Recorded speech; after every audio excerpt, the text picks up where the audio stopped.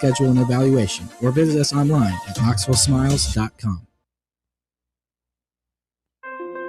Attention service members and veterans.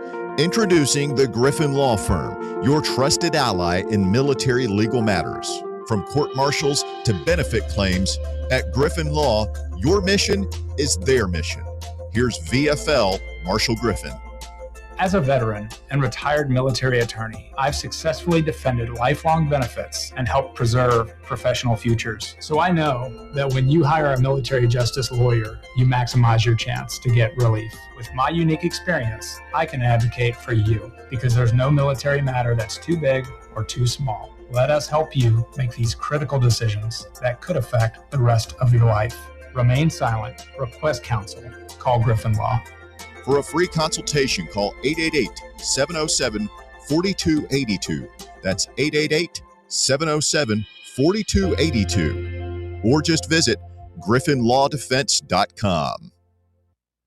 WKGN 1340. Go Vols! You're tuned in to East Tennessee's premier sports radio call-in show. This is The Drive.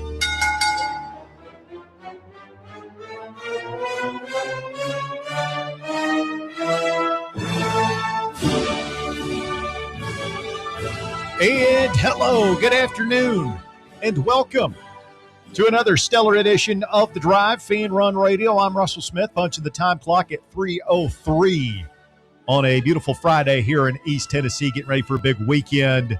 Bob Baskerville, Baird Walker in here with me today. Walker, did you miss us? I miss you guys every time you're gone. It gets lonely in this studio. Missed you too, buddy. Oh, thank you. Just Boy, it is that, isn't it? Huh? It's lonely when you're by yourself back here, especially after 5 o'clock, man. Everybody out there leaves. And it's last being William Pattison, the last one's in the building. Young Bucks working hard, Russ. Would expect nothing less. Now, the old guys like you, me, and Bob, we might mail it in on a Friday. Always a distinct possibility, but I encourage it. Yeah, Bob. Young guys like Walker and William Burning still, midnight. yeah, they're still trying to prove something to the world. Haven't been beaten down by the man. Yeah, it's a good way of putting it. The man. The man. Oh, he's holding me back.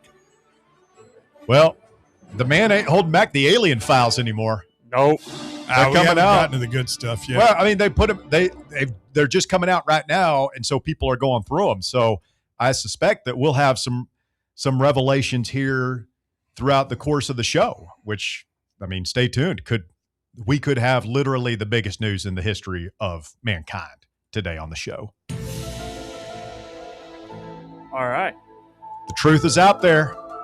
I haven't seen this new truth you're talking about. Well, I mean, I've got some questions for him. Why is it okay, let's just assume that these things are real, Russ. What's their aliens? Okay. And they have been abducting people. Yeah. What's their deal with all the probing they like to do? What? Yeah, it's a common theme. How else are you going to find out what's inside us without splitting us open? Yeah. Can't go down the mouth. We use that to breathe. So do you think they're from another planet within our known universe? Maybe from another dimension. Or do you think they're interdimensional beings? I'm not even sure I buy the alien package, okay? I'm open to being convinced. I mean, I'll play along. Let's get deep on it. Is this real? The Pentagon today, Walker, releasing a batch of much-anticipated files about unidentified anomalous phenomena, or UAP. New declassified documents that have never been seen before. Roughly 160 documents were rolled out on a new website, which I'll get you the address of here in just a little bit. But they've got video footage. They've got images. They've got a whole host of material out there that the government has been holding back from us, dating all the way back to 1940 in the Apollo program. Okay. Is it something? Is it nothing? Well, I mean, it's going to take days to comb through. Okay. So I'm letting the experts out there go through it, and hey, we'll see what happens. You want to really go down a rabbit hole? There was a back channel where the astronauts could talk to Houston that nobody could listen in on. Mm-hmm. And that's where allegedly they saw stuff in space, and there were recordings of it. That's part of the thing. Like Neil Armstrong is saying, hey, there's like swirly lights out here. Yeah, they saw something on the moon. What? Supposedly, I don't know. Nobody's ever really known. Yeah, Bear, I'm going to need you to break down these files from a fundamental standpoint and come back with a full report. Well, Burchett thinks they're on the ocean floor. Wow. There's a lot down there. Depths of, Bear, you have said yourself that we know more about the surface of the moon than the floor of the ocean. Very 100%. true. Yeah. So that's where our congressional representative thinks the aliens are hiding out. So, and I listened to that whole thing with Rogan. He says he's seen a lot of stuff. People bring him stuff, and I'm not sure how that's going to make our lives better here in Knoxville. As constituents, but taxpayer money well spent. Yeah, that's not really why we voted for you to go down there. Well, Tim. Hey man, if he's right and the aliens are real, and we end up finding out about it, I have no problem giving him credit, because for most of my life we've thought of those people as crackpots, and there really hasn't been any. I'm a big physical proof guy. It's like the Kennedy assassination. All right, you show me physical proof of like links to the mob or the CIA or the Russians, the military-industrial complex, whatever, and I'll look at it. Doesn't seem like there's a lot there. Seems like there's a lot of evidence connected to Lee Harvey Oswald acting alone. You show me evidence of like aliens. Show me the ship. Show me you got a ship somewhere? You got a body somewhere? Like, show it to me. You can't show me the grainy like video from a high performance fighter jet that's trying to keep this thing in its, Thank you. Okay. I was thinking about that a lot today. I'm here to tell you, I'm quite certain there's at least 2, if not 3 governments on the planet that are capable of developing like hypersonic. Do you think it's interesting that the same people who say, they point to the jet photo, oh, look at this, it's moving like no object, man-made object can move, right? Do you find it interesting that the people who point to that video as some giant, smoking gun, that aliens exist, they're the same ones that say that the video that we got from the moon is fake, and Kubrick, and the Earth is flat, and there's a firmament. And, but they'll point to physical evidence of other quote unquote conspiracies that are accepted and say, well, and drill holes in it all day long, but they just take this at face value. Yeah. So again, I'm not saying it's not real. If it is real, then I give kudos and kudos to Tim Burchett for blowing the top off of it. But it should be an interesting weekend to see if anything. Remember, didn't they dump a bunch of JFK files like a couple of months ago, and nothing came of it? No, because they're not going to drop. They'll never come off the ones if there is. I personally think there is with Kennedy, but they're never going to drop that stuff, man. Not in our lifetime. What? Like all the files. Like what files have we not seen? I don't know. I don't assume the that there are. unredacted I mean, there are photos of his body, like the JFK autopsy. You can look at that online. They've got the murder weapon. They've got it's not so much that it's more the investigation, like the Warren Commission, why it happened. Who was involved. I mean, I imagine they talked to a lot of people. I wasn't alive. Yeah. I'm more open to suggestions on the Kennedy assassinations than I am other things. Than the aliens? Yeah, then I get that. Yeah, I totally with get the that. aliens, I just assume that they're out there. We just haven't seen them. If it comes out that there's indisputable proof that aliens are real, like during our lifetime, I mean, that would blow every other news story, scientific discovery, everything out of the water. It would be the biggest discovery since dinosaur bones, right? And it would blow that out of the water. Bigger than Peyton coming back for senior year. Bigger than Peyton coming back for his senior year. Bigger than Zakai coming back. Bigger than winning the Natty. Bigger than all of it. In basketball?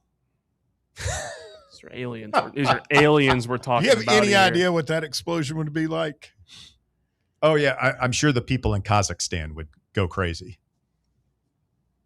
I feel like a lot of people are rooting for us to get over the hump, but maybe it's what we need. Bob, any Aliens? conspiracy theories you firmly believe? No. You're not a conspiracy theory guy, are you? No. But are you open to like suggestions or hearing things out on certain topics about conspiracy theories, or do you just shut them all down? I don't shut them down. I don't invest the time in them. That's all. Okay. Everybody, to each their own. Somebody just disagreed with what I was saying earlier about Tim Burchett and his role. It's their opinion. I got mine. Mm-hmm. It's your opinion, man. That's all. That's just like your opinion, man. This kid can now.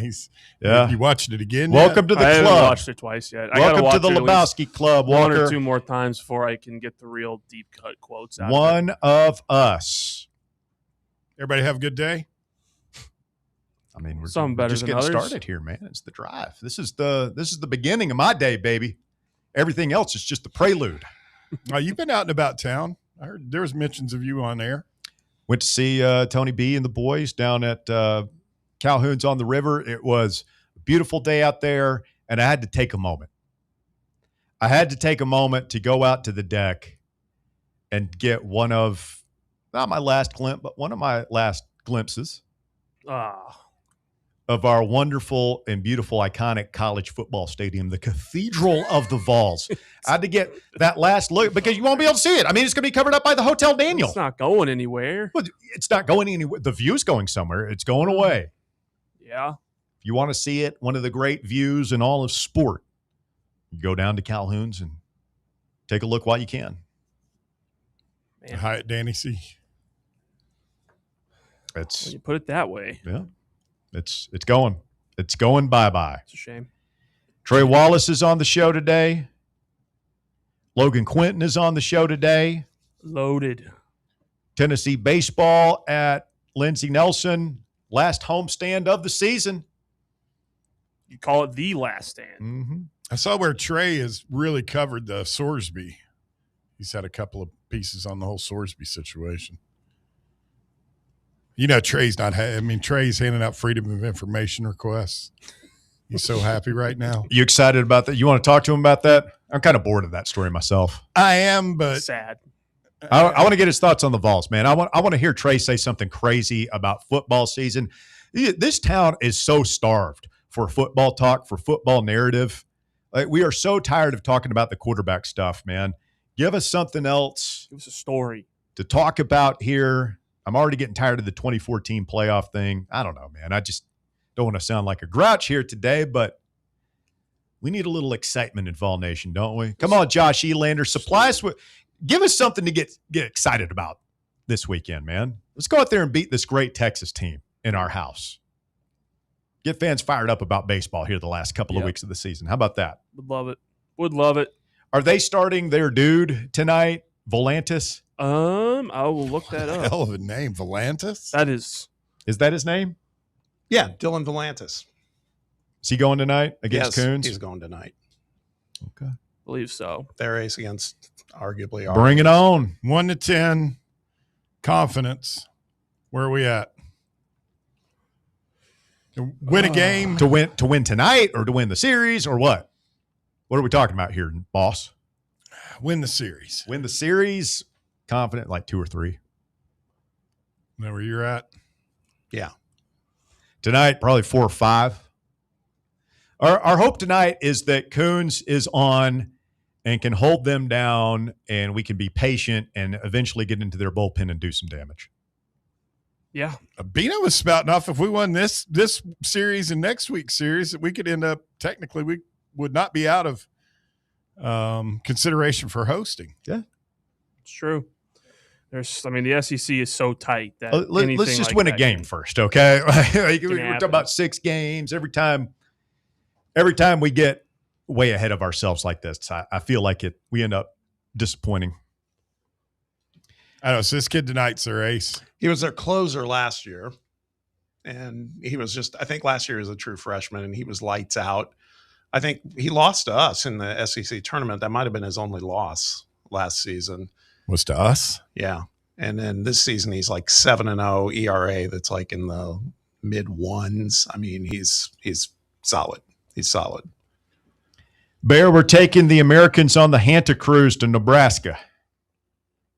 Do what now? Huh? The American passengers aboard the cruise ship where they had the hantavirus outbreak Yeah. are going. The CDC is sending a team of people, and I guess they're going to fly them, or they're going to be quarantined in Nebraska. Yeah. Yeah. Nebraska? No, I'm not asking you. I'm telling you that's what's happening. Yeah, in the I would middle of the imagine they country? are. Why Nebraska? Is there not Because I a more? imagine there's a government. Don't you think we should have an island to do that? That's what I'm saying. I feel like we should have a No, more we've got government secluded sites place. that are. Have you been to Nebraska? Have you ever seen it? Have you? It's in the middle of I know the there's- country. Has is anybody? what I mean, you I'm want to saying. talk about a Nothing. conspiracy? Does Nebraska even exist? Nothing out there, right, Bob? You've been to Nebraska, No, I right below haven't. Indiana. Does You haven't? Nebraska? It's not even near Indiana. exist? No. Right, Bob? You've been to Nebraska.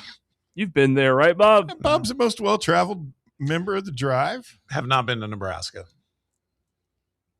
I don't know. Maybe the CDC has a facility there. I imagine it's out literally in the middle of nowhere in the middle of Nebraska. All I'm saying is, for cases like this, Ebola, whatever new thing that we haven't heard of that is going to happen in the next 5 years or so, we should have an island facility where people Good. can't get off, and we fly them there, and we have everything we need, and you can quarantine folks there for years if necessary. Don't we have? Are we going to shut down Guantanamo? Like, why don't we do it there? It's true. Bring those people to Nebraska. Everybody's like afraid. Oh my God, what if you bring KSM to Nebraska or Colorado? Like, what do you think he's going to do? Escape and like hang around? He's like in the woods of Colorado, like fashioning a bomb out of rocks or something. That's got more to do with if KLM was on American soil, he'd have due process. Whatever. He doesn't Whatever. get due process. Put the hantavirus people down there in Guantanamo. Hey man, if you're going to quarantine me, at least send me somewhere where it's beautiful, good climate. Go outside, get a little sun, Camp X-ray at Might as Guantanamo. well. little vitamin D. We have some very remote territories in the United States. I feel Send me to like Guam. we can just put them somewhere that's not like dead center of the country where if something happens, it could go in any direction. That's what. Yeah. It's not like they're going to let him hang out at the patio at the Casual Pint. They're not out in Hey, we public. got these people with this highly infectious virus that kills 40% of the people it had. We don't really know much about it. Let's put them right in the middle of the country. Yeah, right in the middle of the country. Let's put them right in the smack dab in the middle. All right, quick timeout. Trey Wallace joins us to talk all things college football when we continue. He's got some thoughts on the 2014 college football playoff he will share with us. Also get his thoughts on Tennessee baseball this weekend against the Longhorns. You're listening to The Drive on Fan Run Radio. Stay with us. We're back with more right after this. The Drive. Take Fan Run Radio with you on the all-new Fan Run app. Just search for Fan Run Radio wherever you download your apps. Your Knoxville Smokies are back home all this week, and we've got the best promotions, like kicking off the week with Cinco de Mayo. Then all-you-can-eat Wednesday, Knox Vegas Thirsty Thursday with half-off draft beers, and this weekend, get to the ballpark early on Friday and get your free camo replica jersey. Love gum? Well, good. It's Big League Chew Night on Saturday with post-game fireworks, and we're celebrating Mom on Sunday. It's Mother's Day. Woo! What a week. Reserve your seats now at SmokiesBaseball.com. Citizens National Bank. Experience the thrill of traveling with C&B's exclusive travel program. Customers age 50 and above with a Plus Perks checking account can participate, ensuring a safe and delightful travel adventure. Take a day trip or an overnight trip.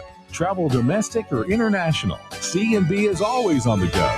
Citizens National Bank. Banking never felt so good. Member FDIC. Are you thinking of buying a home but don't know where to start? Well, call VFL Josh Travis, your local mortgage expert with Foundation Mortgage, based right here in Knoxville. Whether it's your first home or your forever home, he'll keep the process simple every step of the way. To get started, visit mortgagebrokerjosh.com or call 423-312-9777 today. Foundation Mortgage Company, LLC is an equal opportunity housing company. NMLS number 1387311. Are you ready for the start of a new season? Maybe looking for your team to go on a tournament run. Get game day ready with Crumble. Head on over to your nearest location and pick up 12 pre-selected cookies plus exclusive toppers. When you're looking for dessert options, there's no question about who you should call on. Our listeners already know. Last year, the Dubai chocolate was a home run, along with the brownie batter. Oreo crumb was another crowd favorite. What new flavor will set the standard this season? If you're in the Knoxville area, there are 3 locations ready to serve you: Clinton Highway, Parkside Drive, and Maryville. Download the Crumble app to build your best lineup and vote on the best combos. You can even put your bid in to request a new flavor. Order in the app and slide on over to your nearest location. Tell them Fan Run sent you, and as always, it's for the fans, by the fans. Don't miss the cookies.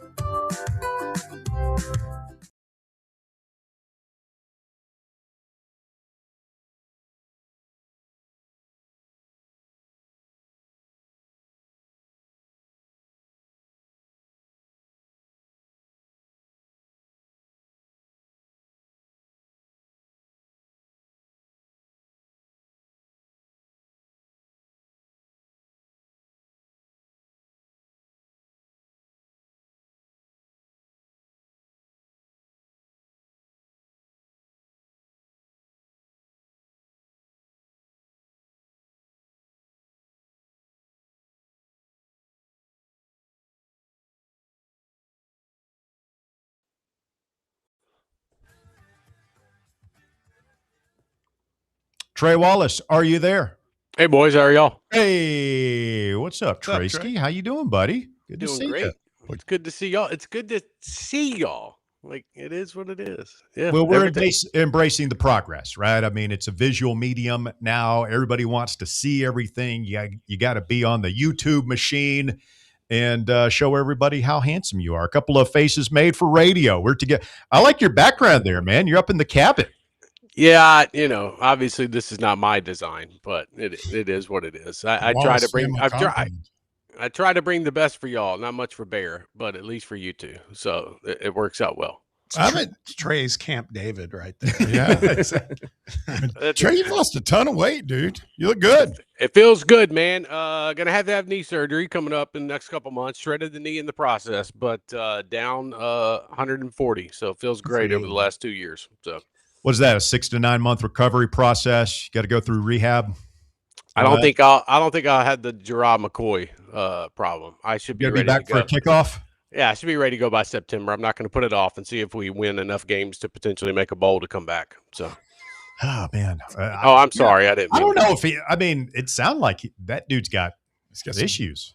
He's got a bone plug. Yeah. It was a lot deeper than just the ACL, which let's not act like they didn't know that at Tennessee during that time. But yeah, it was much different. Couldn't hide that from the NFL.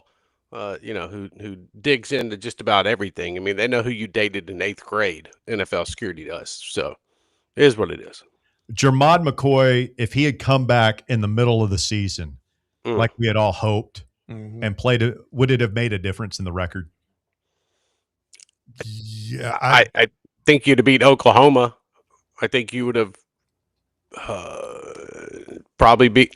I'm not going to say Vanderbilt because I don't think any Tennessee team was beating Vanderbilt that weekend because there was no juice. But yeah, I mean, I think it would have helped. You know, the one, Trey, I think we would have won if he had been able to play last year is Georgia. Yeah, won. Yeah, because they got. I think he would have made a difference that day as they were picking on Redmond so much early in that game. Absolutely. Well, then Gunner was getting on the outside edge so much as well, too. So yeah, no, I mean, I agree with that one. I mean, that should have been a Tennessee win. Yeah. Well, what about next year, buddy? Yeah, Tennessee, I mean, same thing, man. Looking for a quarterback. You got a quarterback situation. You got a tough schedule. You've got, I don't think fans are out on hypo by any stretch of the imagination, but there is a little bit of a malaise creeping into Vol Nation where, okay, you went 10-2 in the playoff 2024. Great. You get all your flowers for that. Take a step back next year. And unless you can convince me otherwise, Trey, it doesn't really sound like you're really prepared to take a step forward this year. The problem is, and I don't know because it's worked out in Josh's favor a couple different times. But you're going into another season, you don't know who your starting quarterback is. Like that's the thing. And obviously, look, that is the transfer portal era that we're in right now with NIL. But I think at the same time, Tennessee should be fine at the running back position, good along the offensive line. Defensive line, I think they're going to be fine at. Secondary concerns me a little bit for them. And then the Knowles thing, when you bring in Jim Knowles, like I think I've mentioned this to you guys before, but usually that's like I talked to some folks at Penn State about this. Usually that's like a 2-year install. You don't have 2 years, so you bring in players that you think can contribute immediately underneath that system. And you try to make that work in the first season and bring guys along over the next, 4 months before. And then also, you had spring and winter. But so I think they'll get the basics. Like you won't have some of the craziness you saw under Banks, where they literally just went out there and just played vanilla defense. And tried every now and then to catch them off guard and some of their rotations as well. I didn't quite agree with. But there's some positivity when you look at Tennessee's roster. But and here's what the worry is on campus right now. You're trying to roll out this entertainment district, which is fascinating to watch y'all's responses online to that and everybody replying to you guys. If Tennessee was coming off a 9-win season, 10-win season last year, probably be a little bit more openness about this entertainment district that's going on in this high-rise hotel that for some reason they want it to be above Neyland Stadium. Don't quite get that part, but it is what it is. And I think that you're setting yourself up now. And I was talking to somebody about this the other day. You're setting yourself up where if you go out and you win 7-8 games next year, there's no progress. You are literally just going in the same direction, and you aren't building off the playoff appearance that you had 2 years ago. And that's what the concern is, because I think right now, to be honest with you, I think it's Faison at quarterback for Tennessee in the fall. From what I've heard, they were immensely surprised at his body type as well once he got on campus, and then where we're at even to this week. Now think about what that's going to look like in 4 months or 3 months when fall camp comes around. I'm not trying to speak for people over there, but I've just heard that a little bit more upside to Faison than there is McIntyre. And McIntyre is going to have to pull off a Hail Mary, in my opinion, because he's also had 1.5 years more than Faison to build up camaraderie with his teammates. And I've been told, and again, I'm not trying to diminish McIntyre, but what I am saying is that if you didn't have that bad boy locked up, or at least leaning in your favor coming out of spring with all the experience you had in Knoxville, that is a problem. And so, we'll see where it goes. And I think the good part about it is the communication that Halsey had with Faison before he even arrived on campus and already had the playbook. So it's not as if he came in and he was like, okay, I got to learn this on day one. He had that essentially 1 year before he even stepped foot on campus. Trey, good talking to you, man. Appreciate you hopping on. Let's segue a little bit, but just talking about this when we talk about the Vols, and this would be more for 2027. But a lot of people saying next season, if they finish 8-4, that might be a good season for them. There's a lot of concern or questions would probably be the better way to put it for next season. But moving beyond there, right? 2027, an 8-4 record might get you into the college football playoffs. Phew, goodness gracious. 2014 field. Yeah. We've talked about this ourselves the last couple of days. I am not a fan of it myself. I don't think many are, but I just want to get your thoughts on it. I know you've been talking about this as well. Yeah, and speaking with a lot of athletic directors about this, the reason why 24 is the option for some right now, I think is because of what's going on in revenue share around college football and college athletics, Bob. you're seeing a little bit like, okay, perfect example. At the spring meetings last year, SEC coaches were under the influence that, okay, we're going to 9-game conference schedule. That means we're going to expand the CFP. Well, we got to the season, and then we got to the end of the season, and we got to Miami for the CFP meetings, and there was no expansion. So the coaches are sitting around in the group chat being like, wait a minute. Greg told us this is what we were going to do. We haven't done it yet. And now there is so much disarray over 16 compared to 24. The guys, I don't know if they come to a decision by December 1st of this year. And so there's a couple different factors to it. But the revenue side of this thing, it can't be undersold. Schools need money. I don't care what your endowment is. I don't care what and how much you've raised since Danny White has been on campus at Tennessee. They all need money.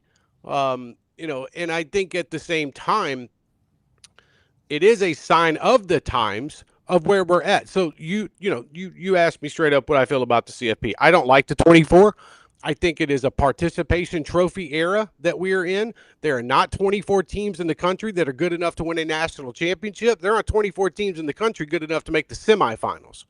So you want to tell me that you want to add more to this just for the sole reason that a couple of commissioners around the country can puff their chest out a little more and it can feed a little bit more into their ego that maybe the SEC gets 6 teams in and the Big Ten gets 16 and the ACC's in at 3 and you could whatever with the Big 12. Like I don't quite get that part.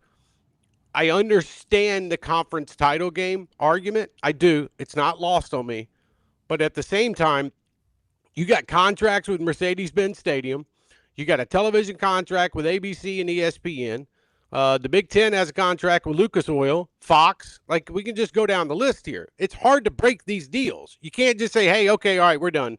In 3 years, we're done. We're not going to hold an SEC title game anymore. It doesn't work like that. Now, what the substitution could be, if you went to a 2014 playoff, Bob, is you say, okay, cool. We're going to take the championship game away. We're going to give our 1 and 2 seeds in the conference. They're going to get their automatic bid into the CFP. And then we're going to play a game on Friday night. We're going to pit 2 teams against each other. Whoever wins that gets a bid. Then we're going to come back on Saturday and we're going to play another game. Whoever wins that one gets your other bid. Now, obviously there would be more, but you take those 4 right there from the SEC, and then you can add whoever's ranked within the top 24, ever else. Whether, South Carolina, A&M, whoever it would be. Tennessee, maybe. So that's how you would do it, in my opinion, when it comes to the SEC. And the Big Ten could do the same. Because I'll end this part with this. I was sitting in Atlanta last year covering that SEC championship game, and it felt like a regular season week 3 game. There was no excitement to it. I was envious that I chose to go to, not go to Indianapolis to cover the Big Ten title game compared to sitting through a snooze fest in Atlanta. And so I am curious to see what the future looks like with this, but I can say there are a lot of coaches within the Southeastern Conference right now that are not happy. And what they fail to realize is their opinion does not matter to athletic directors and presidents because they could be fired at the end of the season, and their input, would mean just about as much as the paper that it's written on. That's the other factor. You're right, Trey. I mean, you shouldn't be, though. I mean, like, coaches should get a say. They're not listening to the fans either. And, there's college football was hardly perfect, right? There are a lot of issues, but, man, they're not tackling the issues that fans and coaches and players, nobody listens to the players, right. have been calling for years, but they're creating new issues that fans don't want, and they're very vocal about it. We don't want a 2014 playoff. We don't want a 76 team NCAA tournament, and they are not listening. And what really irks me, what really irritates me, Trey, and this is going to happen.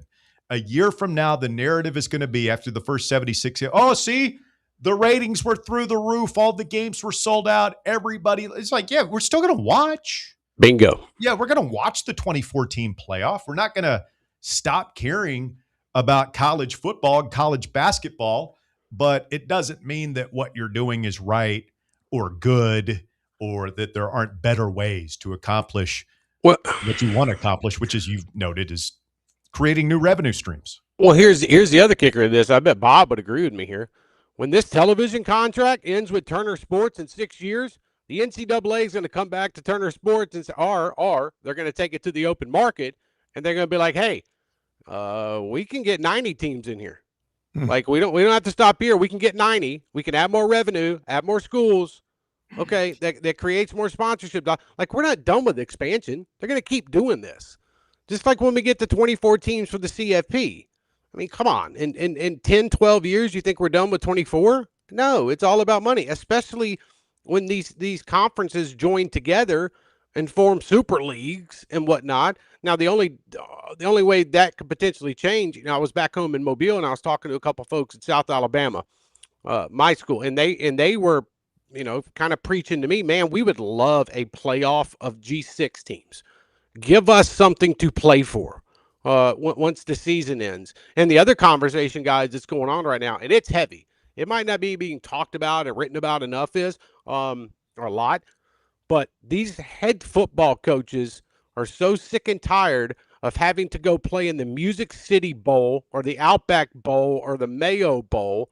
Once their season comes to an end and they're sitting at 7 wins, they don't feel it's necessary to go do it again. And also, you're going to see more players continue to say, okay, cool. You want me to go promote the Duke's Mayo Bowl or the Outback Bowl? You better pay me an extra $20,000 to come down there and play in that game.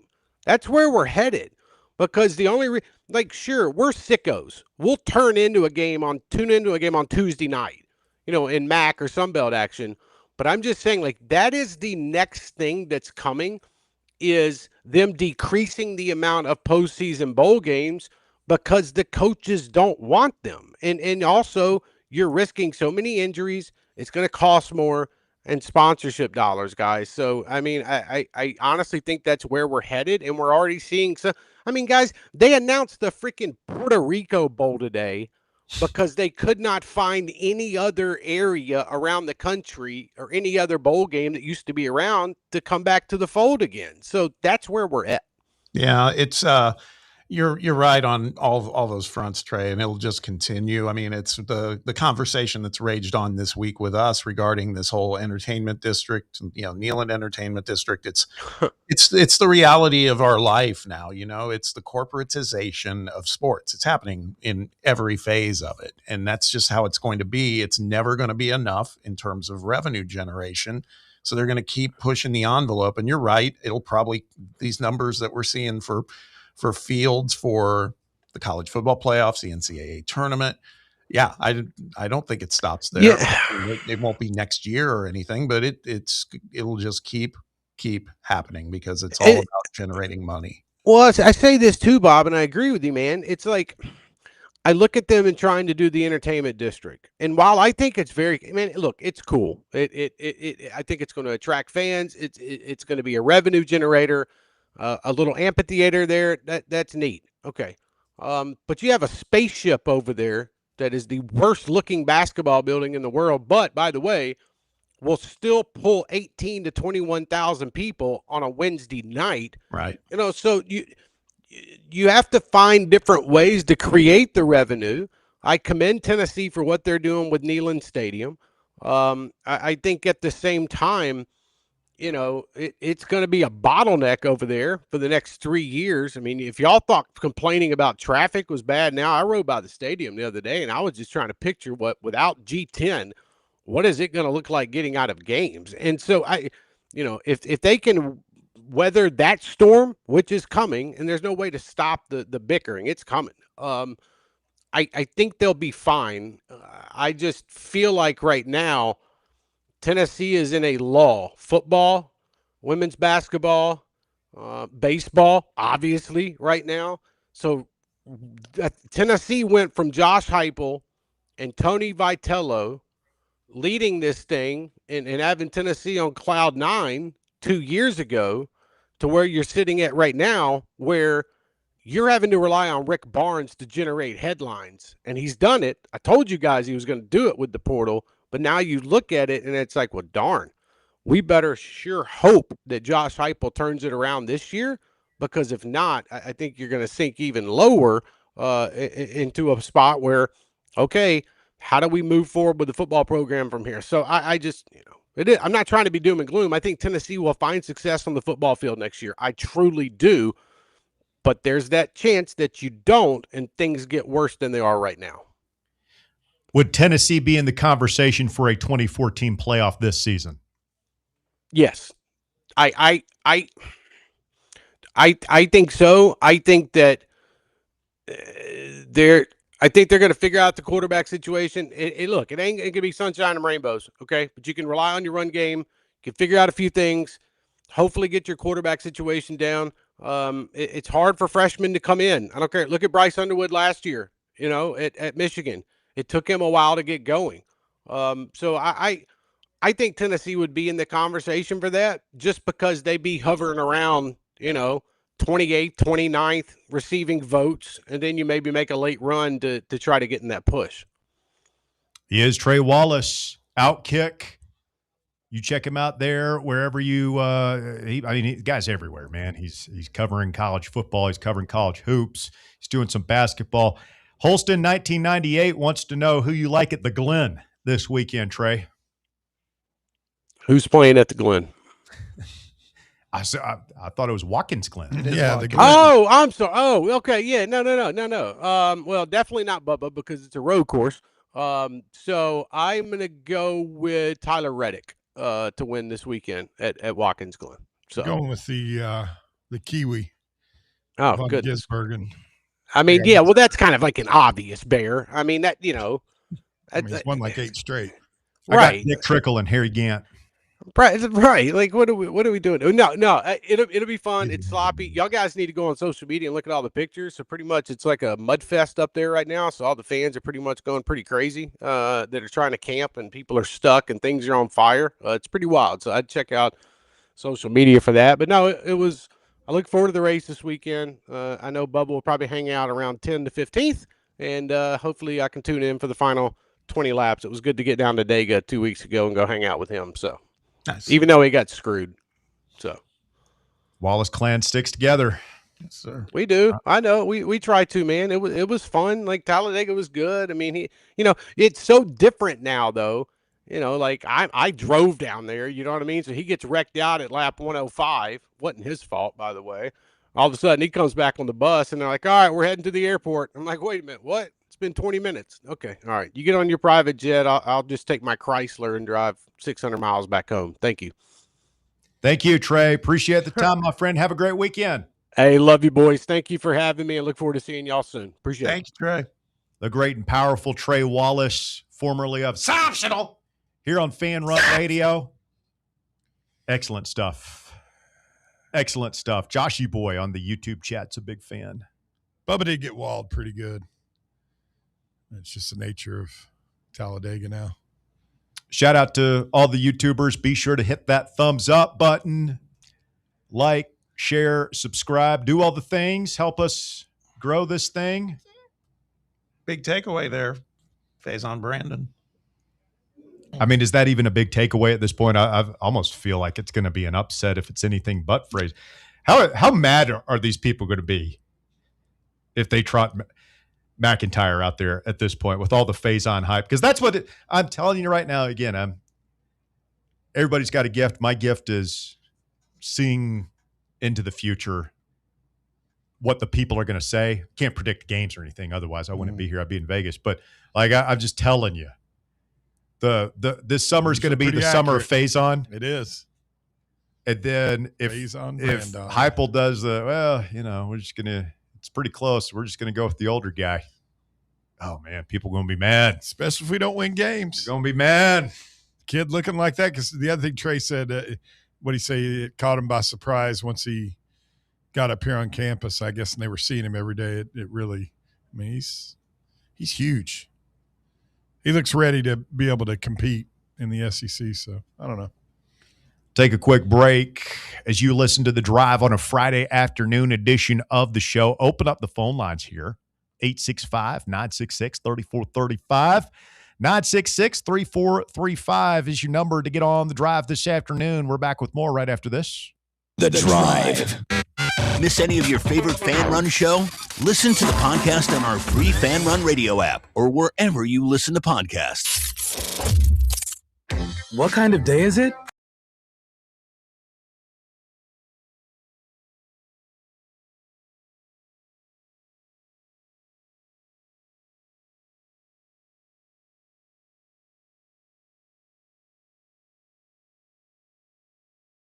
Landscapes handle it for you. We'll take care of de-weeding your flower beds, leaf blowing, trimming, mulching, and more. Let us do the heavy lifting so your landscape looks great.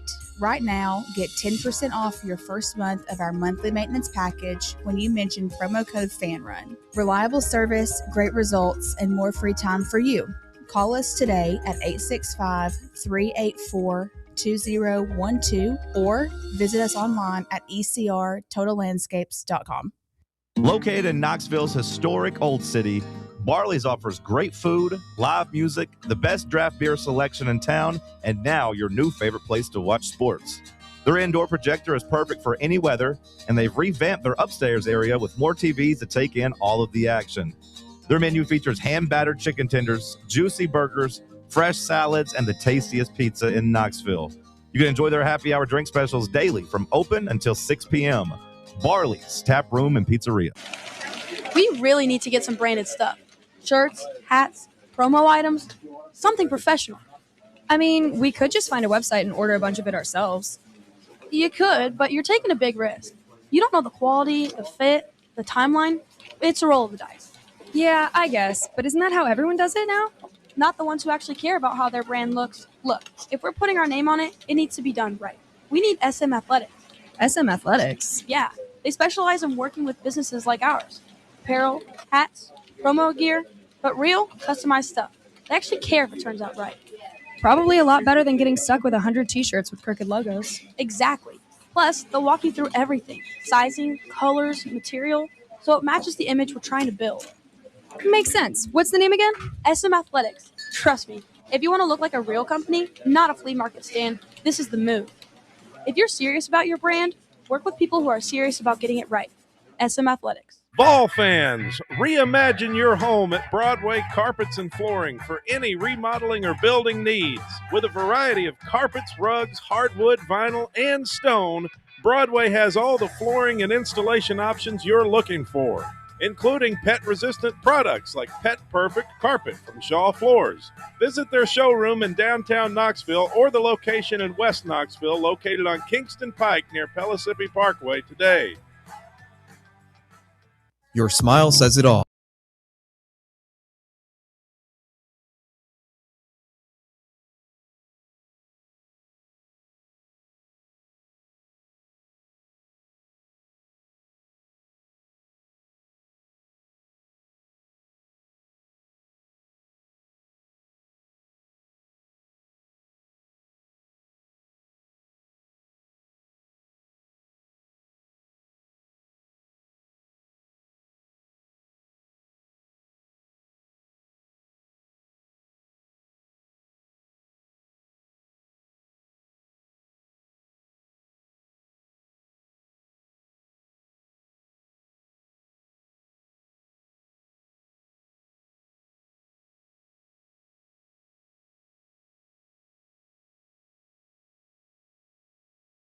Long for the ride here this afternoon. Everybody, we certainly do appreciate it.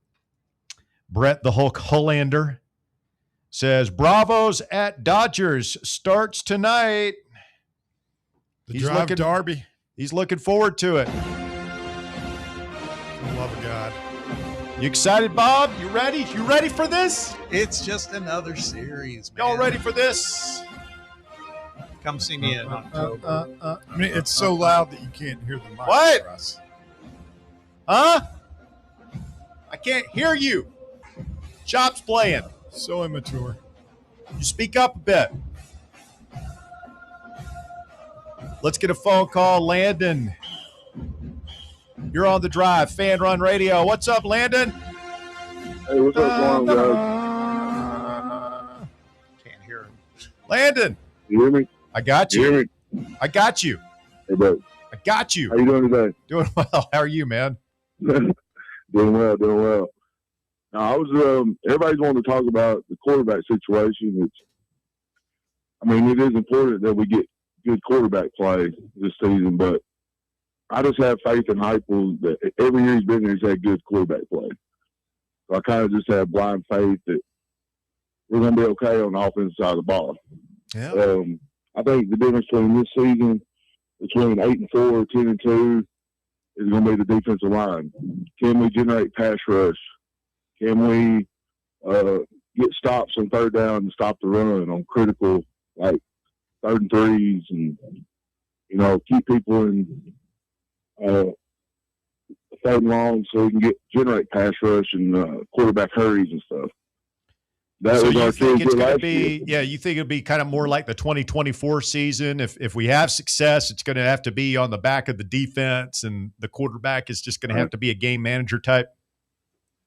Yeah, I don't see our offense being like we were in 2022 where we can just outscore everybody. I say if we're going to make a playoff push, Chaz Coleman and Devin Hobbs and those guys on the defensive line are going to have to show up in big games. And that's in the SEC, that's where the game is won or lost, on the line of scrimmage. Yep. Well, it gets back in. Yeah, thanks, Landon. Appreciate the phone call, man. 865-966-3435. Your number, 966-3435. If you want to chime in today, Landon says that he has faith in Josh Heupel to produce good quarterback play. That's fair. Yeah. Blind Faith, I believe, which was a great supergroup, British supergroup. Are you familiar with the work of Blind Faith, Walker? Can't find my way home. No, I'm jam. Who was your throne? It was Clapton. Who else was in that? Steve Winwood, Clapton. I can't remember who else. It was only one record, right? They just came together. I think so. Put out an album. I will take your word for it. For more information about Blind Faith, consult your local library. You know, he was in high school when he sang that song for the Steve Winwood? Yeah. Oh, yeah. It's like 15 or something. Is Spencer that right? Davis Group? Yeah.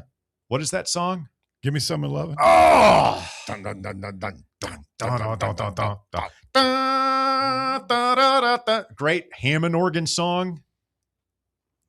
How's a kid that young sing with that? Yeah, what is it? Like, he doesn't even know. He probably never had any lovin'. No. What does he know about Give Me Some Lovin'? It's no clue. Some 17-year-old virgin. Sing about Give Me Some Lovin'. He's got no clue. I don't know, man. Michael Moats, 6747 on the YouTube chat says, Johnny Majors played Sterling Hinton before Andy Kelly when we all knew Kelly was better. Took him a couple of games to go with AK. They all make mistakes, even if they're obvious. Honestly, Andy Kelly from that moment is just not knocking Pearl at ours. Bob, stop smiling. You're just gonna. I'm not smiling. You're gonna entertain this guy's question seriously about a quarterback battle from 35 years ago when I'm clearly trying to set up Bob. I'm not to do his thing. I'm not going there, man. I think this. Yes, you are. We all know you're going there. Go there. No, there's nothing to go there about. We're talking about a quarterback battle, not a DJ battle, and this is here we go. Germane to the conversation. Andy Kelly. Something about Andy Kelly couldn't spin those records as much as Sterl. Yeah, you're reaching, man. It's not Andy Kelly couldn't. Like they were watching film and they couldn't hear Andy Kelly above the roar of Sterling Hinton. I think Bear had a comment about Andy Kelly. He could spin the football. What I was going to say was that was the beginning of Tennessee's run. He was the first of Tennessee's run. Andy Kelly was the first of the great quarterbacks. Tennessee. Have you heard of Condrich Holloway? Have you heard of Dewey Warren? Have you heard of Johnny Majors? Come on, we'd have these guys, and then we wouldn't. It went do some Andy research. Kelly, Heath Schuler, Peyton Manning, Casey Clausen, or T. Martin, Casey Clausen. Just disrespecting Sterl the Pearl. Not Guy at all. could fling it. Okay. He could fling it, Bobo. I'm telling you. I saw it with my own two eyes. The original number 16. Andy Kelly was really good, man. The OG number 16. Sterl the Pearl. Spin a mean record as well. GBO Kyle Beach did just drop a great one, though. said every time somebody went out for a pass, they got a T-shirt thrown at them. Stay with us. Hour number 2 of The Drive coming up. The Drive. Fan Run Radio, the flagship station for Tennessee fans. This ain't no wishy-washy, limp-wristed, kale-eating, half-ass sports radio station. We're your in-your-face, truth-telling, say it loud, flag-waving, face-painting, hardcore, bring the noise, causing a ruckus, don't give a damn sports station. Sports talk that doesn't just hang up and listen. For the fans. This is Fan Run Radio. Get some. A brand built in Tennessee and born from the love of the game. Inward Half revolutionizes golfing comfort. Crafted by a former pro and dedicated enthusiast just like you, our luxury performance wear guarantees you stay cool and comfortable through every swing and every day. We're not just a brand. We've set out to create a lifestyle for those who understand that impeccable style and premium performance are a hole-in-one. Enjoy the walk-in with Inward Half. Citizens National Bank. Life is more fun with a Good Life account, offering extra benefits, including bank travel. Experience the trip of a lifetime to Ireland. Explore rolling green hills, historic castles, and charming villages across the Emerald Isle. Get in on the fun. Call 865-429-7935 today. Citizens National Bank. Banking never felt so good. Member FDIC. Hey, Vols fans, Cody Brown here. I grew up right here in Tennessee and know what it means when someone says, I've got your back. That's why you can trust Farm Bureau Insurance of Tennessee. Whether it's your home, your vehicle, your family's future, or the business you built from the ground up, we will show up for all of your insurance needs. We are Tennesseans who understand what matters, which is doing right by you. Insurance is not all about just paperwork and policies, but it's about the people we insure every day. So if you want insurance that hits home, give me a call at 865-992-3871. Go Vols. Where are the best ribs in the Volunteer State? Rickard Ridge. Who has the best barbecue catering packages in East Tennessee? Rickard Ridge. And where's the most beautiful setting to enjoy a meal with family and friends? Rickard Ridge. Rickard Ridge Barbecue. Just a quick ride up I-75, take exit 134, hang a right, and Rickard Ridge is on your left, just inside Cove Lake State Park. In sitcoms, when someone has a problem, they just blurt it out and move on. Well, I lost my job and my parakeet is missing. How was your day? But the real world is different. Managing life's challenges can be overwhelming. So, what do? We get support. The Huntsman Mental Health Institute and the Ad Council have mental health resources available for you at loveyourmindtoday.org. That's loveyourmindtoday.org. See how much further you can go when you take care of your mental health. You're listening to FM 105.7 and AM 1340, WKGN Knoxville, and W289CU Knoxville, Fan Run Radio. Your smile is one of the first things people notice. So why not make it unforgettable? At Knoxville Smiles, we believe everyone deserves a smile they're proud to show off. Whether it's time for a routine checkup, a professional cleaning, or something more advanced like teeth whitening or veneers, our expert team is here for you. We use the latest technology to provide the highest quality care in a comfortable, friendly environment. At Knoxville Smiles, we don't just treat teeth, we treat people. Our goal is to make every visit as stress-free and pleasant as possible. So if you've been putting off your next dental visit, now's the perfect time to take the next step towards a healthier, brighter smile. Give us a call at 865-539-1776 to schedule your appointment. That's 865-539-1776. Or visit us online at knoxvillesmiles.com. Smile brighter with Knoxville Smiles. It's time for the Drive's Top 4 at 4. Hour number 2 of The Drive underway here on Fan Run Radio, and it's time for the Top 4 at 4, brought to you by ECR Total Landscapes. Walker Smith, the latest and the greatest. Hit it, Walker. That's where you start. Yeah, would have been nice.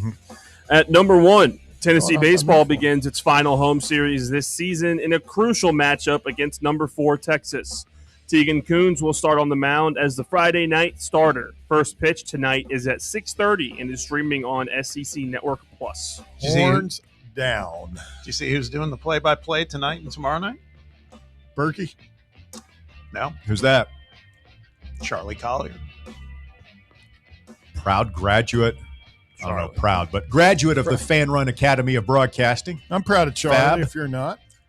I'm proud. I more- wasn't saying I was. he I proud? don't know if he's proud. He's doing the Friday and Saturday games, and then Ravitch and Burke are doing the Sunday games. Yeah, that So one's let's hope we show up on Sunday, please. That's what we've normally done. I prefer Charlie and Burke Sunday, quite frankly.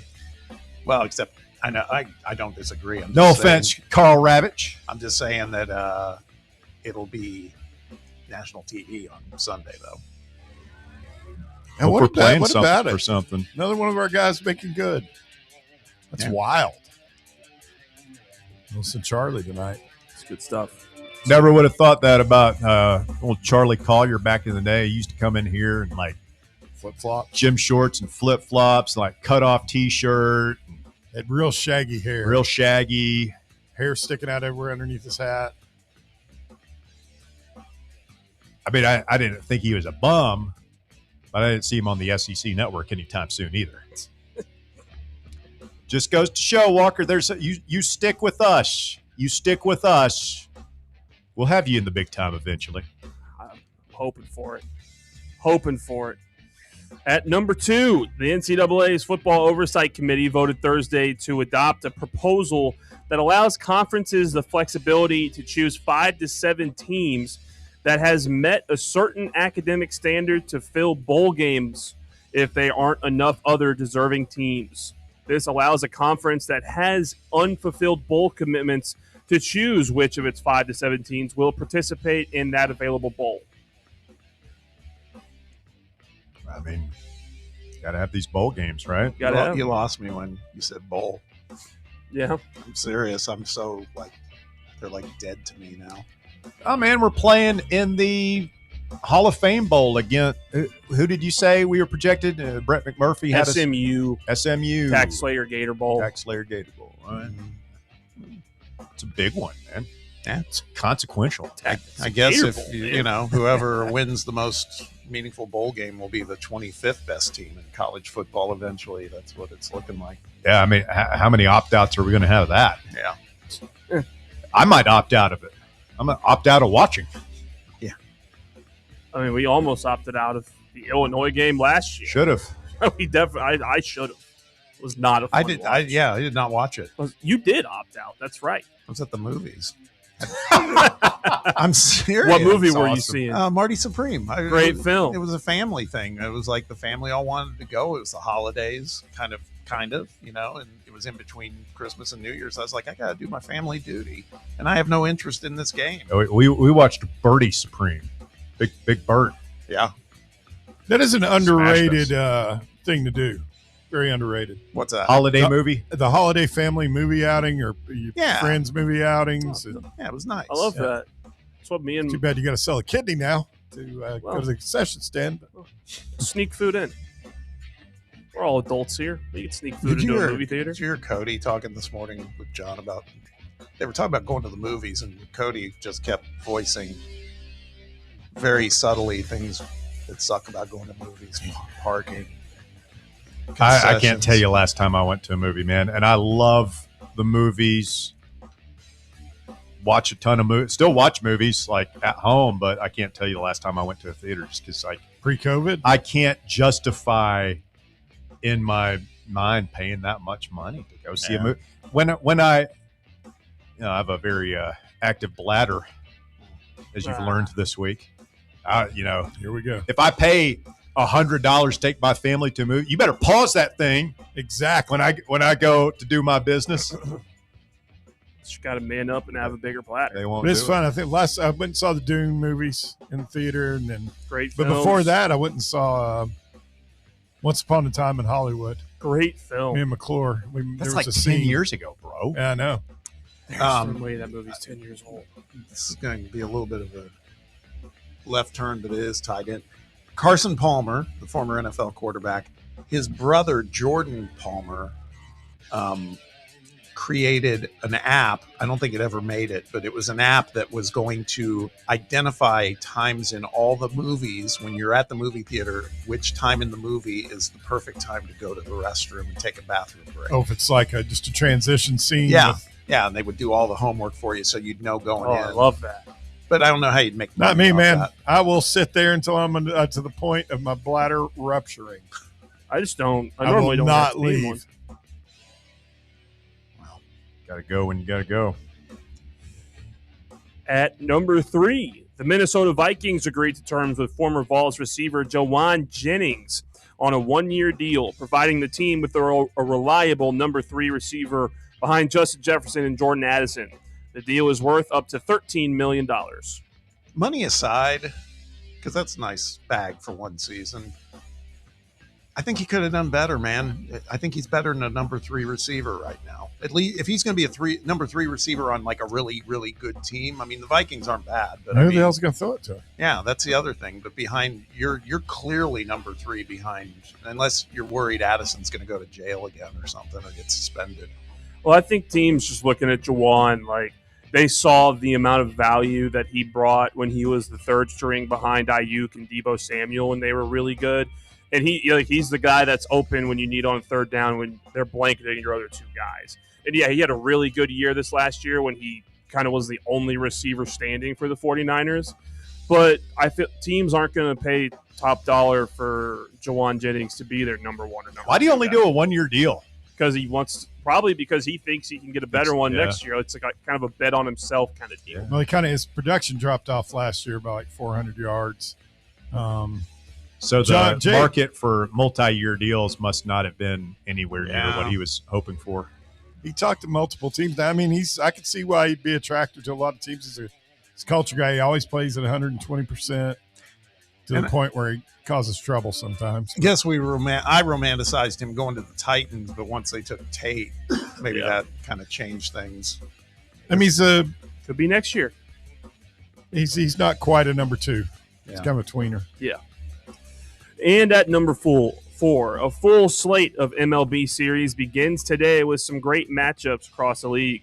The top of the AL Yankees play at the Brewers. The Cardinals continue their series against the Padres. The scorching hot Cubs play the Rangers in Texas.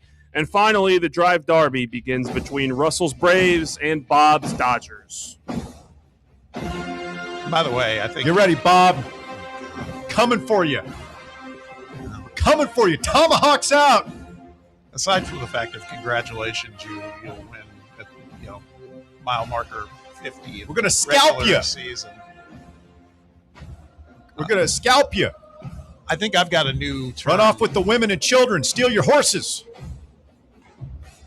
You done? Just getting started, buddy. Series starts tonight. All night long, I'll be all up in that group text. Talking that noise. You better believe. You're going to hear this in your nightmares, Bob. No, he won't, because he's a grown-up. He'll just put him on ignore. Yeah, I was going to say, I'll just shut the phone down. Just going to call him with the chop playing over. I think I've got compliments of listener Hunsucker. I've got a new term. If LA wins, we 86 that music right there. Oh. What music? This music. Even if he agreed to it, he's not going to do it. He loves it. 86 and nothing. You're trying to renegotiate right now, Bob? They still got about 5-6 hours before the first game. Chief Nakahoma is going to come out of his teepee and knock a Shohei over his head. The tomahawk. Whack. Actually, you guys have, I'd say, a pretty good shot to win tonight. It's Emmett Sheehan going against Sale. Emmett Sheehan? Yeah. Sheehan. He looks like Ed Sheeran. Ed Sheeran, actually. Yes, he does. Really? He's a ginger? Yeah. Yep. Looks just like him. He's nasty, but I think Sale's a better pitcher. But after that, it's total toss-up. Got Strider going tomorrow night, which will be like, that's a gas can right there. So gas can? Yeah. What's that supposed to mean? A lot of runs. Think so, huh? You think so, huh? We'll see. You don't mess around with Hey, Roki Sasaki going tomorrow keep night. bumping those gums, Baskerville. Roki Sasaki. See what happens. Skin it, smoke wagon. So have you seen the lines in Baltimore at Camden for this Tupac bobblehead they're giving It's away? pretty cool looking bobblehead. Pretty good bobblehead. We do have a situation in another American city right now. Or well, I guess it's as of 2 hours ago. I don't know if they've updated yet. There's a massive bee swarm in Philadelphia. Oh dear. Oh, is this for the bees that were living like in the sewer? I don't know, but I've never seen a swarm of bees like this. I mean, I don't see you go outside out there. They're everywhere. If they don't sting you, some people just they don't put out the pheromones or whatever. They don't get sting. You ever see those guys just like let bees come up and cover them? Hey, Pop, you remember when we were kids and there was a serious scare about the killer bees? Oh yeah, the Africanized bees. Yeah. It was like, you remember? No, I remember that in like the late 80s. South America. And they're coming over. Working. Well, I thought they were from Africa. And I guess they like went over the ocean. They flew over the ocean. Well, no, they were long on distance. They got over here. Yeah, the killer bees. Yeah, that's how a lot of stuff, invasive stuff, that's how it happens. I mean, they like nest in a in a container ship or something. But I thought you meant somebody just said, "Hey, they're here now. Send those over." There's videos of these beekeepers that go out and deal with them. They've been here for a while, I think. So you don't like all the way up in the States. You got to be careful. Some old man got stung 198 times. I used to work in my summer job in high school and college, and my hometown was in the parks department. And part of our job would be you'd have to go on trash runs through the parks. So you would go and empty all the trash cans and take the trash to the dump, and it was horrible. But a lot of bees because they swarm around food, not the trash, not killer bees. But I got to a point, man. You know, one of my coworkers was terrified of bees. I didn't care. I'd smack them, and I'd do, and it's probably dumb, but I mean, I never got stung. But it's as long as it's not yellow jackets, it's actually like bees or like honeybees are pretty. I have the carpenter bees Yeah. on my porch every year. And I just sit out there with my little badminton racket, and it's sport, man. I see them and I hunt them. I stalk them and whack. You know what works better? What? Than your badminton racket and doesn't kill the bees? If you hang up like a fake hummingbird, terrified of them, they'll leave. Little fake hummingbird? Not hummingbird, dragonfly. It was fun to whack them with the badminton racket. You do you. Carpenter bees, they don't even. I'm pretty sure they don't even sting. Destructive. They just, Yeah, I don't think Very destructive. I don't think they sting you, but they'll get in your wood and They'll destroy drill a little deck. holes and stuff. Oh, it's obnoxious. Yeah, Can't get rid of they'll them. turn on the They're- news, and Russ and his family are going to be falling off in the yard. Their deck's going to they don't collapse. cause that much Why damage. you got to bring my wife and kids into it? That's man? weird. If you don't take care of the bees, that's the kind of stuff. What that do can I happen. just tell you I'm doing with my badminton racket, man? How could he pee off his back porch if there's carpenter bees all around? Wow. If you were doing that with the badminton racket while you were peeing off your porch, That'd be impressive. That would be that's impressive. Yeah. Michael Moat says most racist team in sports. Who do you think he's talking about there? I mean, it could either be any of the teams in Boston or the University of Alabama. Well, I mean, weren't the Yankees the last one to integrate? Famously, or infamously, I should say. I mean, who could be a fan of a lecherous organization like that? Lecherous? Yeah. it's a great word. Would you guys, you waited till like 1974 or something there, waiting for the Nixon administration there, buddy? Real progressive group you got. The team of Hank Aaron, the team of Jackie Robinson and Roy Campanella. This side of the glass can't relate, that's for sure. Wow. I don't think you know what lecherous means. What does it mean, Bear? A person, usually a man who has a strong, offensive, or excessive interest in sexual activity, often acting in a creepy or disrespectful way. So slightly off the mark. Feels like it describes the Yankees to a T.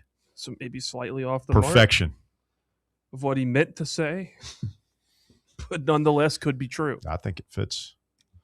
It fits perfectly. The shoe fits. Coming up, Logan Quinton, the Cookie Man, joins us to talk all things Tennessee baseball. Baseball is desperate, too strong a word? Desperate for a win. Got to have it. Desperation time. Got to have That it. Still Lindsey control Nelson. our own destiny, though. Play like a wounded animal tonight. That's what they need to do. Wounded animal mode? Oh, my For the God. love Play of like God. a wounded This deer sucks. fighting for your life, This begging sucks. for help from the onlooking family is just standing there with their phone. This is awful. Unbelievable. We are backed into a corner right now, man. Got to come out swinging tonight. Come on, Tegan Coons. Are we men or are we mice? We're just going to sit there and bow out meekly. Terrible at bats, bad approaches. I've noticed that's kind of the buzzword this year for baseball. Bad approaches? Come on, man. Have an approach. Yeah. Oh, is that the new catchphrase? Like the guys are just walking up there like, what am I doing? Oh, my God, I'm in an SEC baseball game. I'm hitting. Wow, this is far out. Yeah. I think the approach is to hit the ball hard. You just walk up there, you dig in. Yeah. Whoa, that first pitch was good. He's throwing hard. Yeah. Let's get a movement there. What happened to the two-strike approach, guys? It's alive and what? Mauricio Dupont. Yeah, it is. Slap that thing right down the line. Yep. Gotta love the two-strike approach. Choke up on that bat, shorten your stride a little bit. Yep, make the pitcher earn it. It's good, solid contact. That's all we're looking for. Yep. Just fight them off. Battle up there, kids. The Cookie Man cometh on the other side. Stay tuned. You're listening to The Drive on Fan Run Radio. Back with more right after this. The Drive. Big Orange Country's home for sports. This is Fan Run Radio. White Claw is taking hard seltzer to new heights with White Claw Surge. At 8% alcohol, White Claw Surge is a stronger wave of refreshment that doesn't compromise on taste. Available in 4 bold waves of flavor like ripe blackberry, citrusy blood orange, zesty natural lime, and tart cranberry. Check out your favorite retailer in-store and online for the White Claw Surge Variety 12-pack and 16-ounce single-serve cans. White Claw Surge. Please drink responsibly. Your Knoxville Smokies are back home all this week, and we've got the best promotions, like kicking off the week with Cinco de Mayo. Then all-you-can-eat Wednesday, Knox Vegas Thirsty Thursday with half-off draft beers, and this weekend, get to the ballpark early on Friday and get your free camo replica jersey. Love gum? Well, good. It's Big League Chew Night on Saturday with post-game fireworks, and we're celebrating Mom on Sunday. It's Mother's Day. Woo! What a week. Reserve your seats now at smokiesbaseball.com. Are you thinking of buying a home but don't know where to start? Well, call VFL Josh Travis, your local mortgage expert with Foundation Mortgage, based right here in Knoxville. Whether it's your first home or your forever home, he'll keep the process simple every step of the way. To get started, visit mortgagebrokerjosh.com or call 423-312-9777 today. Foundation Mortgage Company, LLC is an equal opportunity housing company. NMLS number 1387311. Running a business, coaching a team, planning your next big event, you need more than just gear. You need SM Athletics and Logo Solutions. Custom uniforms, branded apparel, promotional products, done right, done fast, and built to show off your brand with pride.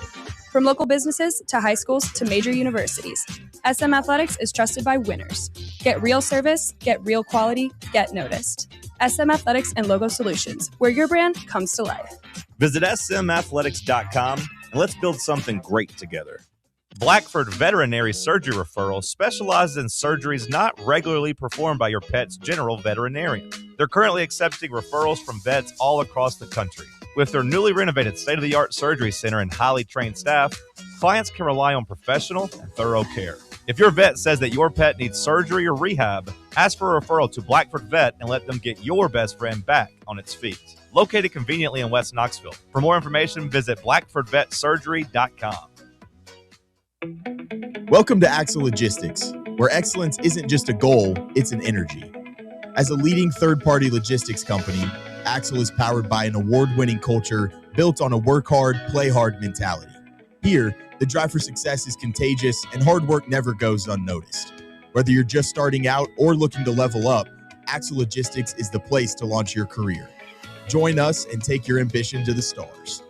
To learn more, visit axlelogistics.com.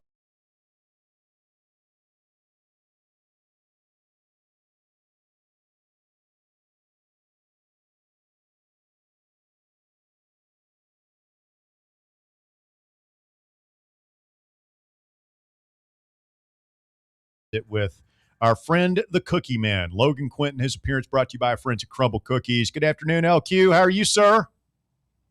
Good afternoon. I'm just trying to enjoy this beautiful afternoon in East Tennessee before heading over to Lindsey Nelson Stadium. It's very refreshing. You know, we've had a couple of dark and wet days here, and it was kind of ironic because Bill and I were recording this podcast this week when all that rain was going on. It was pretty symbolic of, you know, the weekend that Tennessee was getting away from with Kentucky, right? It's even though the Vols won that Sunday game, it still felt a little funky, like they couldn't shake it. But they're going to have to turn the page quickly to Texas, and I'm sure we'll talk about it. We'll definitely talk about some cookies, and don't forget about Mom. But right now it's all about Texas rolling into town, a team that's got everything going. Yeah, you sent me a text towards the end of that Kentucky series, Logan, and basically said, don't look at Texas.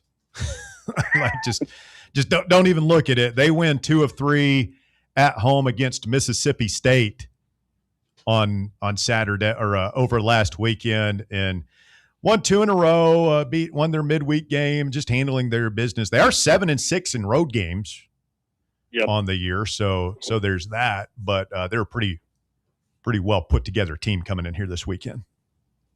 Yeah, and it feels a lot different than last year's Texas team, which was around the same pace. That was Jim Schlossnagel's first year, of course, at Texas, and they won the SEC regular season. But that you felt like watching, if you paid attention week in, week out last season, you really felt like Texas, despite having a good regular season, you're like, okay, does this team really have any difference makers? And lo and behold, you know, they run out of gas in the postseason. But I'm telling you, Russ, this team is well equipped for several more weeks of college baseball because they do have difference makers. And for me, it starts on the mound. Yeah, let's talk about that. And to span your point out about how well they're playing, they've won 7 of their 8 SEC series. That's it's a pretty nice clip. And the pitching is legit, right? The guy that's going tonight, Dylan Volantis, who we saw a little bit of in the SEC tournament last season. The 2 that stood out for me is Volantis and then this Sam Cozart guy who we may see on Sunday. He's their closest thing to a closer, but these guys combined for 150 strikeouts in about 100 innings pitched. That's a pretty impressive clip. Yeah, you nailed it, Bob. Those are the 2 aliens. I know you guys may or may not be talking about UFO material, so fill me in on that for the rest of the, you know, that you got this afternoon, because I'm just now tuning in. But Jim Schlossnagel is bringing some aliens with him into Lindsey Nelson, and it's those 2 guys. Dylan Volantis was all freshman everything last year, and he's followed up the sophomore campaign even more stellar. This dude, 6'6", 220, and his typical arm slot is straight over top, which is not normal for a guy his frame. So you're looking at almost a 7-foot release point where he can deposit cutter, breaking ball, fastball, you name it. And the interesting thing, Bob, is that this kid has manipulated his arm slot a little bit throughout the season to give guys different looks. It's just like I said, it's an alien. It's a guy that normally these big, huge guys kind of are more rigid, you know, with their form and mechanics and everything. This guy's a big athletic mover. He's going to be a gold nugget in the 27 class next summer. And then Sam Cozart, 6'6" as well, 260, looks just like a 40-year-old lumberjack, but he's 19 years old. And just insane stuff. It's going to be death by curveball when they bring him into close. And then, oh, by the way, Luke Harrison, the Sunday lefty, and then Ruger Riojas that they're going to roll out Saturday. They're just as capable as well. I mean, Riojas is up there in the top of the leaderboards in some of the metrics, and he oftentimes gets overshadowed by Dylan Volantis. So, yeah, this Tennessee offense is going to have its hands full. They did really well in the portal, right? I mean, because Riojas is one of them, but then some of their everyday players at the top of the list, those guys are transfers as well. Yeah, they, Schloss from the get-go, like I said, his first year at Texas. Last year, we all know how he departed A&M and how that went, whatever happened there. But he put together a good bunch in year 1. and won the SEC regular season. But now, and this year, he just has I know he's got kind of a certain label with the way he left the Aggies, but man, he's got an attachment with his players, and he can he knows how to put pieces together in an orderly fashion. He had some teams at A&M that, just talent-wise were nowhere near the top tier, but he kind of outperformed expectations in a lot of years there. And with Texas, we all know about the money and the resources, and how they feel about baseball. I know football gets a lot of run for them, and rightfully so, but baseball's super important to them, and Schloss has done a good job piecing this lineup together and the pitching staff. As far as the lineup, at the top, Adrian Rodriguez and Carson Kinney, those are the guys that really get that thing going. It's in totality, the offense is not overwhelming, but they can just flat out hit. And from top to bottom, whether it's returning guys, freshmen, transfers, they got a good thing going. Logan Quinton, the Cookie Man, with us here this afternoon, talking Tennessee baseball. Our conversation brought to you by Crumble Cookies. Tonight is the first game ever between these two programs on either school's campus. They have played 5 times in the history of college baseball. Mm-hmm. Tennessee's won 3 of those, so we do have the series lead. The last game was the 7-5 12-inning thriller in Hoover last year, but this will be the first one happening on campus. Logan, I just feel like we've said it before, this is the ultimate Godfather 3 team. Just when I thought they was out, they reel me back in. And, I think a lot of people were out after last week. I mean, you lose to Kentucky and anything, it gets Tennessee fans feeling a certain type of way. That was a tough series to stomach. I don't want to say I've got a certain feeling this weekend, Logan, but I kind of got a feeling that the boys might have a surprise or two in store for us. What do you think? I mean, that's fair to say. I mean, look, in terms of the resume on the season, on the road, you got the sweep in Starkville. At home, you won in dramatic fashion in one day, but it was 2 games against Alabama, so you were able to respond there. Outside of that, you don't have any style points. And this, and I think to your point, it's like this is shaping up to be some of those style points that you can go up and get. I mean, and even if this Tennessee team wins 1 this weekend, one more next week, I think get you borderline probably in, but you really need, we talked about it on the podcast, Bill Minott and I, if you simply play winning baseball the rest of the way, these last 7 games, you go 4-3, you're squarely in good shape for the postseason. Obviously, everybody makes it into Hoover, but in my opinion, obviously it's the last homestand, but it's the last opportunity for some of these style points for resume, and also to really see if we've seen the best of this Tennessee offense. I don't feel like we have. There's been glimpses of it, but for a whole weekend, can the boys put it together offensively to see the best of what they got? Yeah, I'm just sitting here thinking about it. What number, this has been the hot topic, right? What number do you feel needs to be achieved between this series and Oklahoma next week for the Vols as far as wins to kind of ensure that we're still talking about a postseason berth? Assuming you win the midweek next week, I think 1 each weekend gets you in the conversation, and I feel sort of safe, but if you get 3 between the 2 weekends, there's no question.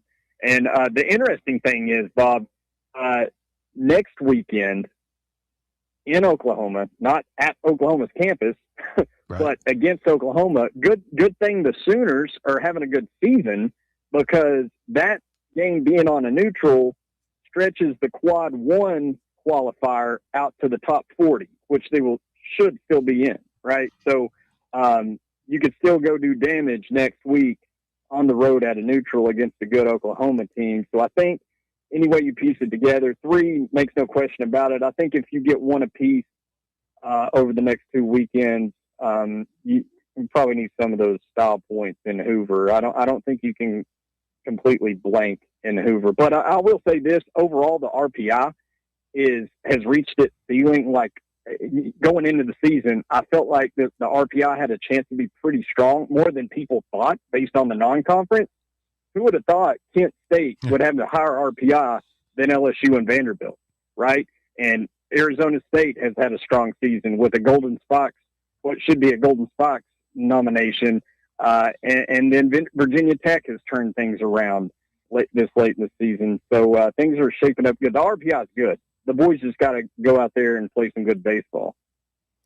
Any thoughts on, obviously we know what the pitching rotation is going to be. Any thoughts on order of guys we see out of the bullpen? I know that'd probably be dictated by how these games go, or the batting order as it's constructed. Is obviously Josh has shown a willingness to tinker with that throughout the season. Yeah, I think as far as the lineup, it's probably what we've expected here the past few weeks. Maybe a tweak here and there, but my concern is about the pitching. You know, the first two games at Kentucky, my initial reaction, I'm like, man, I know the pitching isn't great, but this offense just is blank right now. Like the offense needs to wake up, and they did.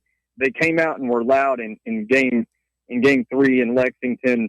But man, Russ, I'm telling you, after the culmination of that series, I just could not get over the pitching staff as a whole for the whole weekend. Like Landon Mack was literally the only positive that came from the group. And this point in the season, you cannot have one dude going out there being productive from the mound.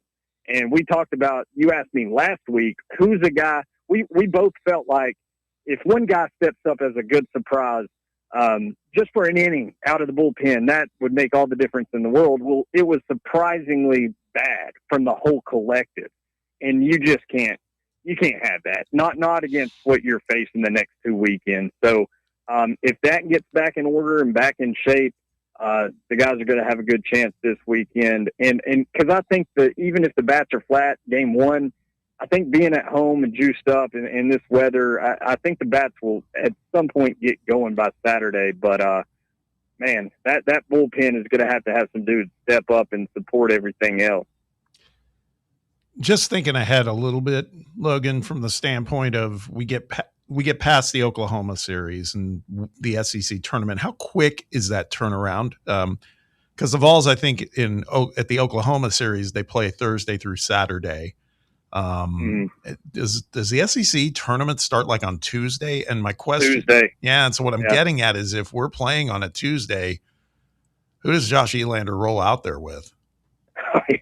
That's gosh. As soon as I started to think about that, Bob, I shut it down because I didn't want to drive myself crazy. Yeah. But no, so the Vols are pretty much, you were asking me about a number for postseason and everything. And then also I was looking at the Hoover seedings and stuff. 9 through 16 starts on Tuesday. Now that everybody's in, and that I just do not, I mean, obviously mathematically there's a way that Tennessee could get top 8, I think, but it's just not going to happen. Like this, Tennessee will fall in that 9 to 16 range and have to play on Tuesday. But I do think it bodes well that, obviously everybody's going to have that early start to the weekend, and playing I'm wondering if this is beneficial. I mentioned, they're playing at the AAA ballpark of OKC, affiliated of the Dodgers.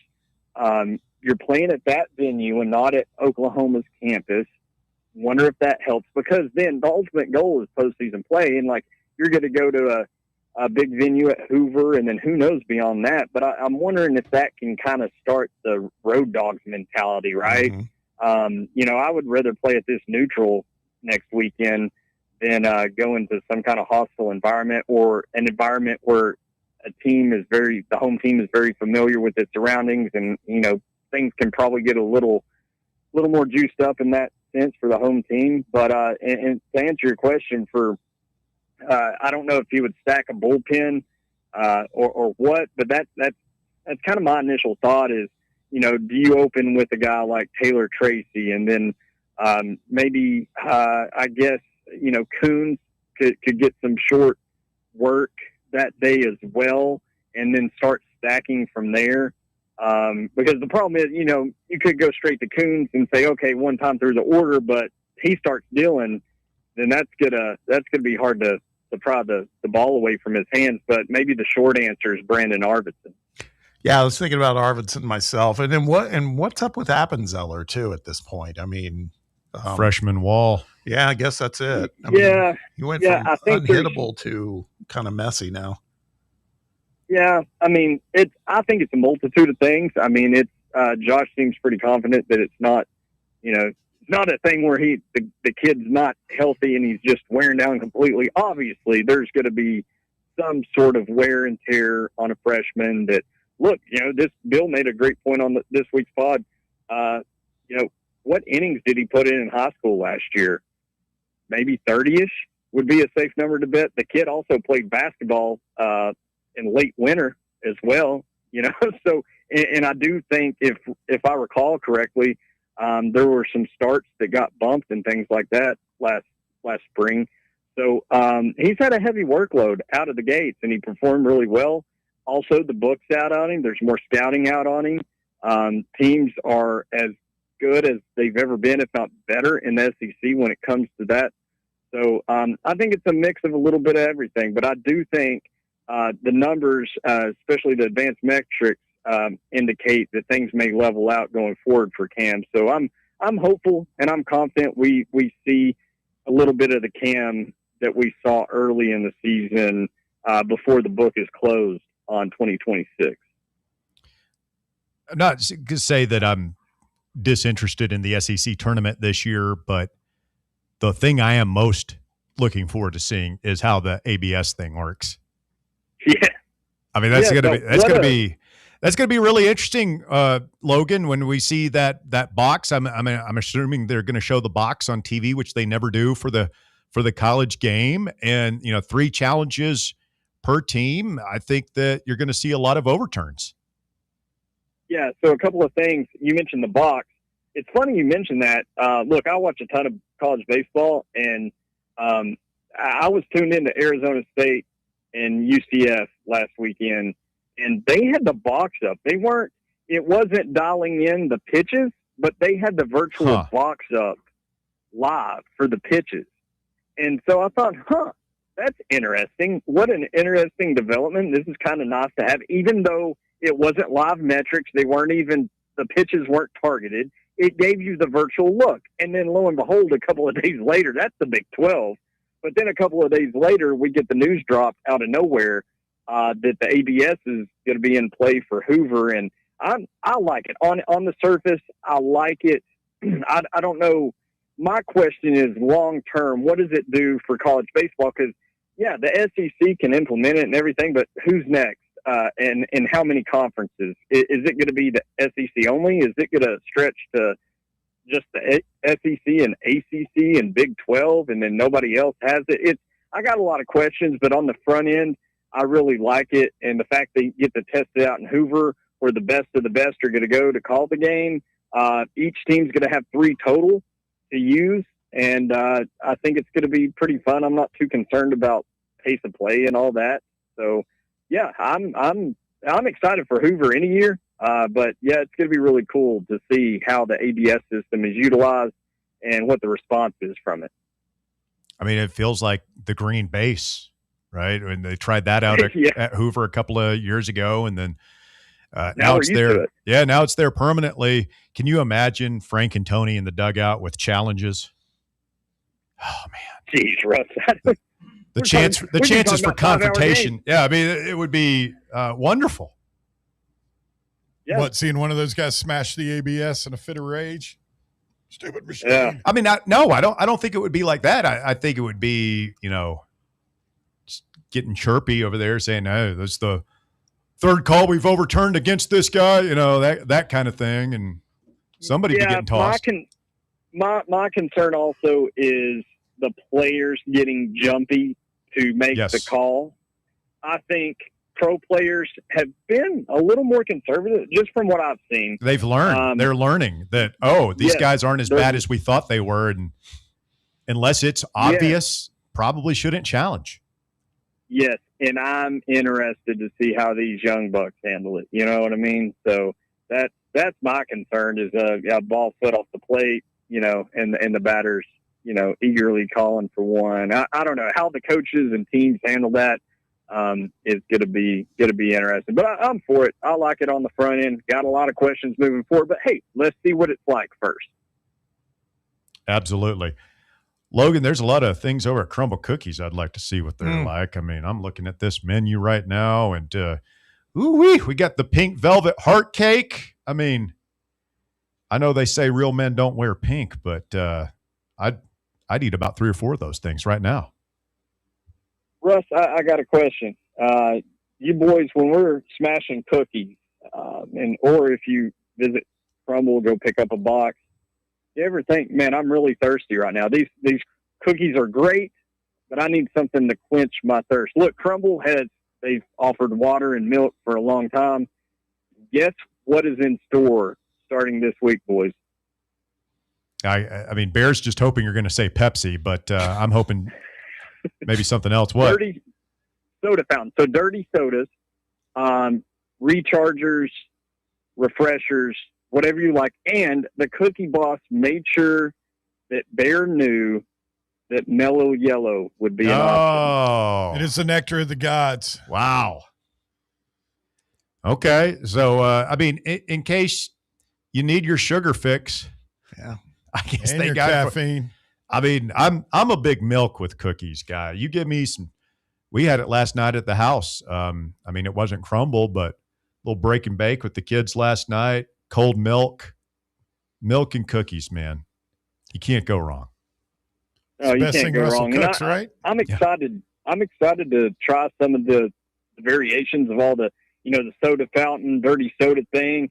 Never really ventured into that, but Crumble has it, so I'm going to take part. And I think, now that summer heats up, here in a few weeks, boys, I think there may be a taste test or a taste review in the cards for us if we can get together as a crew and go over there and check it out. Yes, sir. All right. We're looking forward to that, Logan. Everybody go check out Crumble Cookies this weekend. You're looking to get mom something sweet, and check out those new dirty sodas as well. They got 3 locations: Clinton Highway, the OG spot out there. Of course, they're in Maryville. And then out here at West Knoxville, Turkey Creek, Parkside Drive. Be sure to tell them you heard it. Fan Run Radio, where we are this afternoon. Let them know we're out here spreading the word. Logan, Quentin, have yourself a great weekend. Enjoy some baseball, and we will talk again soon. Don't forget about Mom. Go pick up Mom's recipe. Thank you, guys. Thanks, Logan. Logan Quentin this afternoon. Mom. Mother's Day. That's Sunday, right? It is. It is. The dirty sodas. Did you not hear us talking about this? It's brought up several times this week. What's playing in your head while the show happens? Depends. The anthem. I mean, is it just tumbleweeds blowing right through? No, far from it. The dirty sodas thing is that is hot right now. Yeah. I've had a big fan. I've had one. What is it? They mix it can be vanilla. It's like when you're a kid and you go up there and do the suicide. Well, no, You break into the baseball stadium concession stand. Yeah. This is more like you get a Coke and then you add vanilla and you add coconut and so it's just a bunch of other ingredients, not mixing sodas. I had one at that Swig place. Oh, sorry, forget. But it's all right, but it's expensive, man. I'm not going to spend $4 on the regular for a soda. That's crazy. All right, very good. I always thought the cola was so delicious by itself that it didn't need anything to like. I would kind of agree. Like cherry, vanilla. I like a cherry cola. Hey man, as long as they still have diet, that's what I'm doing. Quick timeout. You're listening to The Drive. It's Fan Run Radio. 865-966-3435 if you want to jump in here for our final segment of hour number 2. Coming up next. The Drive. Can't get enough Fan Run Radio? Be sure to like and subscribe to our YouTube channel by searching for Fan Run Sports. Are you ready for the start of a new season? Maybe looking for your team to go on a tournament run? Get game day ready with Crumble. Head on over to your nearest location and pick up 12 pre-selected cookies plus exclusive toppers. When you're looking for dessert options, there's no question about who you should call on. Our listeners already know. Last year, the Dubai chocolate was a home run, along with the brownie batter. Oreo crumb was another crowd favorite. What new flavor will set the standard this season? If you're in the Knoxville area, there are 3 locations ready to serve you: Clinton Highway, Parkside Drive, and Maryville. Download the Crumble app to build your best lineup and vote on the best combos. You can even put your bid in to request a new flavor. Order in the app and slide on over to your nearest location. Tell them Fan Run sent you, and as always, it's for the fans, by the fans. Don't miss the cookies. Is your yard starting to look more wild than welcoming? Yeah, don't let your landscape be that house on the block. At ECR Total Landscapes, we make sure your outdoor space is something you're proud of. From de-weeding flower beds to leaf blowing, trimming, mulching, and more, completely customizable to your property's specific needs. We'll handle it all. Why spend your weekends sweating it out in the yard when you can just sit back and enjoy it? That's the ECR difference. And right now, new customers can get 10% off your first month of our monthly maintenance package when you sign up for a full calendar year. That's right. Consistent, reliable service at a price that makes it easy to get started. No sweat, no hassle, just a better looking lawn week after week. Call ECR Total Landscapes today and mention promo code FANRUN to save 10% on your first month. Call 865-384-2012 or visit us online at ecrtotallandscapes.com.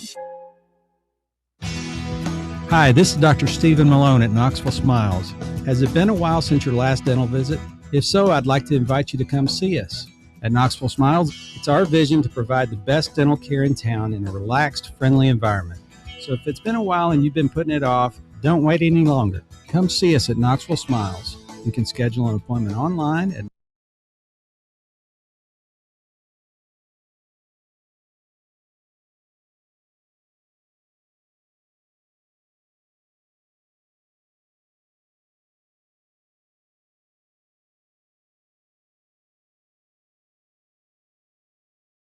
Walker Smith, get ready for the top 5 at 5 coming up here shortly. Let's go to the phones and talk to Frank in Panama City. Panama. Frank, good afternoon. Sir. How are you, sir? I'm doing well. Listen, man, I have so much Frank talk pent up. I mean, thank you guys for being there to let me get that out.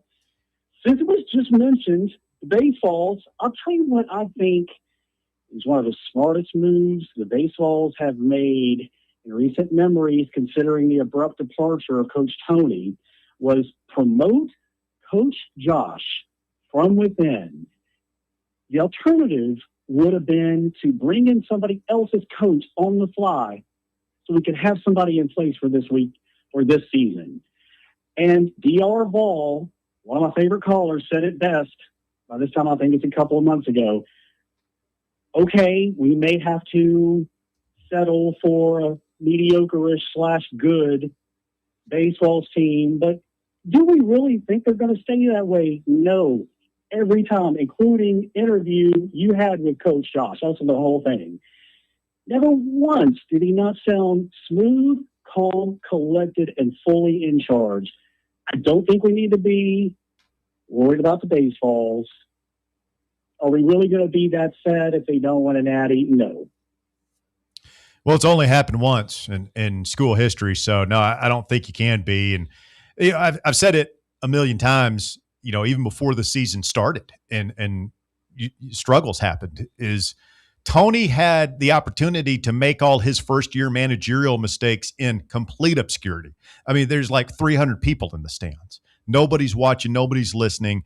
So, like, we'll never even know what kind of goofs he had his first year or two. Josh doesn't have the luxury of that. He's under the microscope right away, and he's got dudes like us on the radio picking apart every little thing he does.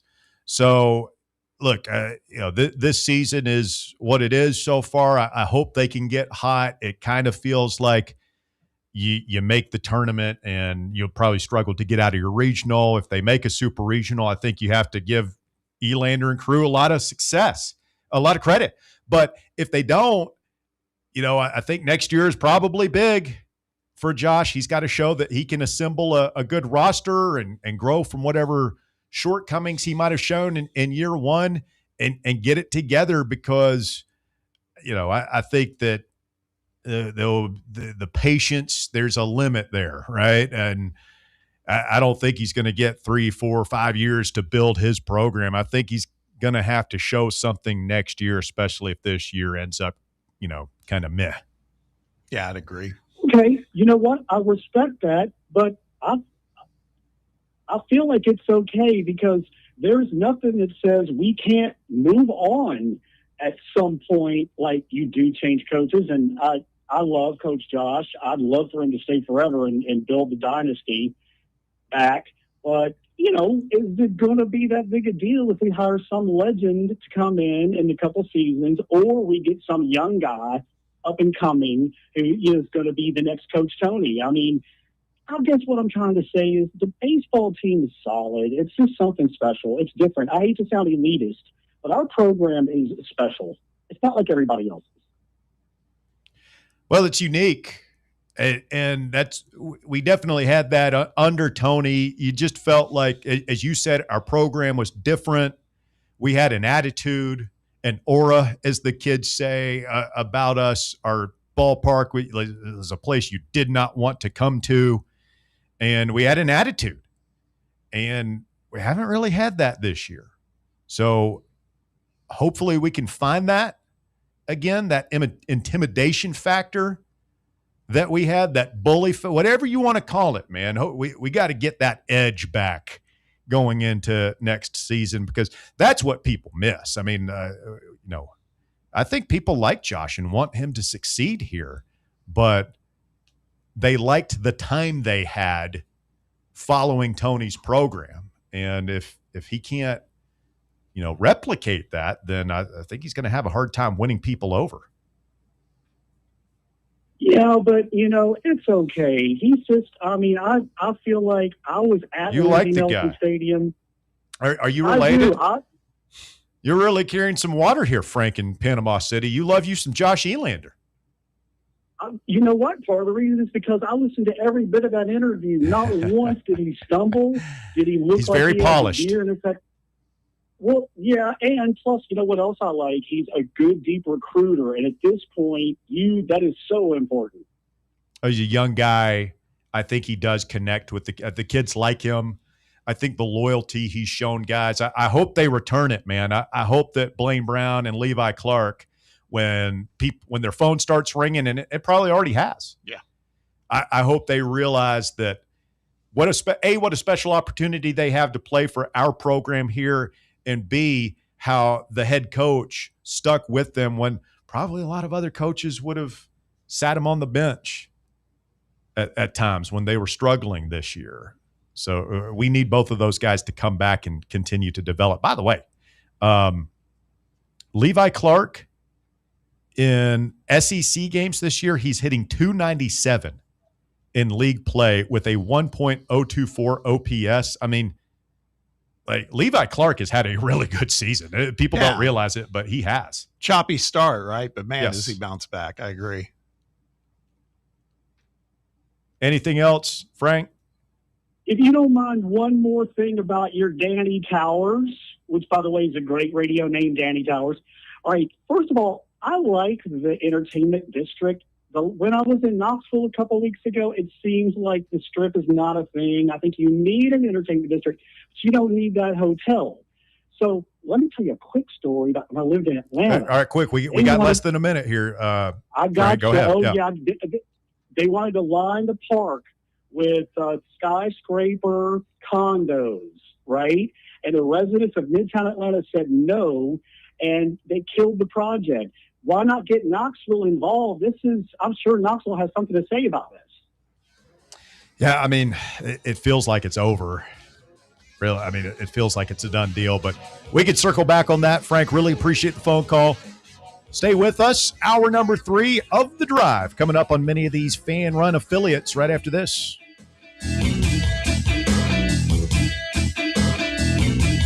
The Drive. Fan Run Radio, where Big Orange Country comes to talk sports.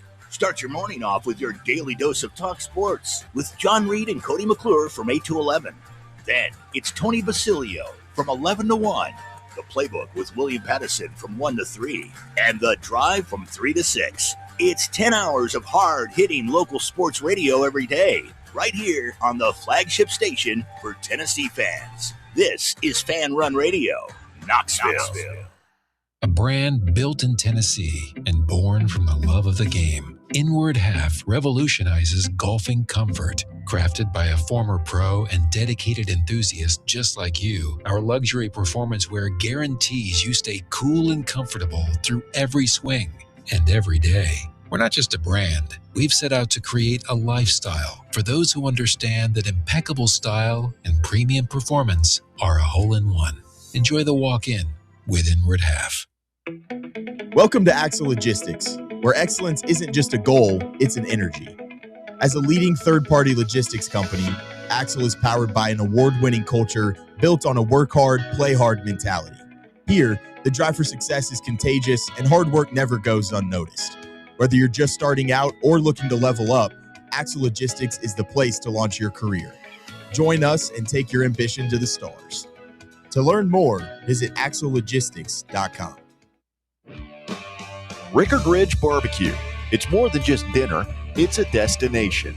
Hey, this is Russell Smith, and whenever somebody asks me for a barbecue recommendation, I always tell them to take the quick drive up I-75 and visit Rickard Ridge Barbecue. Rickard Ridge is about a 20-minute drive up I-75 from downtown Knoxville. Just take exit 134 in Caryville, hang a right, and Rickard Ridge is tucked just inside Cove Lake State Park on your left. You can't miss it. Fall off the bone Memphis-style baby back ribs, slow-smoked chicken thighs, fresh, juicy, hand-cut steaks. Rickard Ridge has it all. And this ain't no Yankee chain store fly-by-night operation either. Owner Mark Rickard has spent years honing his smoking skills in Memphis, and his secret recipe and techniques have been driving East Tennessee wild for years. So make time to check him out. Rickard Ridge Barbecue inside Cove Lake State Park and online at rickardridgebbq.com. Citizens National Bank. Experience the thrill of traveling with C&B's exclusive travel program. Customers age 50 and above with a Plus Perks checking account can participate, ensuring a safe and delightful travel adventure. Take a day trip or an overnight trip. Travel domestic or international. C&B is always on the go. Citizens National Bank. Banking never felt so good. Member FDIC. You're listening to FM 105.7 and AM 1340, WKGN Knoxville, and W289CU Knoxville. Fan Run Radio. You served behind the desk. You served in combat. You did 4 years and got out. You were drafted. You gave 20 years. You gave exactly what your country needed. And so did you. When you raised your hand and swore an oath to your country, when you put your name on a dotted line, you became part of only 1% of Americans who did the same. You are a veteran. You are a veteran. You are a veteran. Because no matter when, where, or how you served, you made a sacrifice for your country, and you deserve support. If you're struggling with life after service, don't wait. Reach out. Reach out to a loved one, to a fellow veteran, to VA. Find resources at va.gov/reach. Brought to you by the United States Department of Veterans Affairs and the Ad Council. It's time for The Drive's Top 5 at 5. Quitting time on your Friday. Congratulations. It's 5 o'clock. You've made it. The weekend starts now. Oh, man, let's make the most of it. Let's see if we can nail the dismount for you here. Walker Smith, start us off. Top 5 at 5. Hit it. At number 1, Tennessee baseball begins its final home series of the season in a crucial matchup against number 4 Texas. Tegan Coons will start on the mound tonight as the Friday night starter, and first pitch is at 6:30 and is streaming on the SEC Network Plus. Looking forward to the lineup coming out here about half an hour. I do agree with Logan. I don't think we'll see much change, but man, this tear that Levi Clark is on it, be hard to resist moving him up a little bit. Maybe it'll be Tinkering. something to experiment in the SEC tournament, depending on how these two series go. I feel like we've hit lefties pretty well at times this year too. So opportunity for some of the righty, Ford obviously, Wright, Levi Clark, Grinlinger to get right and hopefully have some big games. Yeah, and when we talked to Cedric earlier in the week about it, I think his point of our way to victory of beating this really good pitching staff is we have to get crooked numbers early. Yeah, and so often throughout the Vitello/Elander era, we're very aggressive, swinging first pitch. I do wonder, does that change a little bit tonight? Hey, we're going to take a few, be a little bit more patient, and see if that can add up over the course of 7 or 8 innings, and get into that bullpen a little bit sooner. Just make this guy work harder, throw more pitches. Yep. Two-strike approach does that pretty well if you get up there. Battle. At number 2, Tennessee Athletics will officially switch to Adidas as its new apparel partner on July 2nd, with the Vols and Lady Vols set to unveil new jerseys in the days that will follow, and fans can begin buying merchandise on July 10th. The days following the official switch will include new uniforms being unveiled each day. Check out this picture right here. Somebody mocked up. We got some leaks. Oh, God, yeah, I did. But, of course, what's the matter? X refreshed on me. So, you ever First have that world happen? problem. You hate it when that happens. Hate it. Because it looked good. There's a dark mode. Well, I mean, is it the same? Pretty much the same. Just do the same thing, man. Yeah, just replace the logo, and I'll be fine with that. I have heard that there are going to be maybe some throwbacks. Ooh.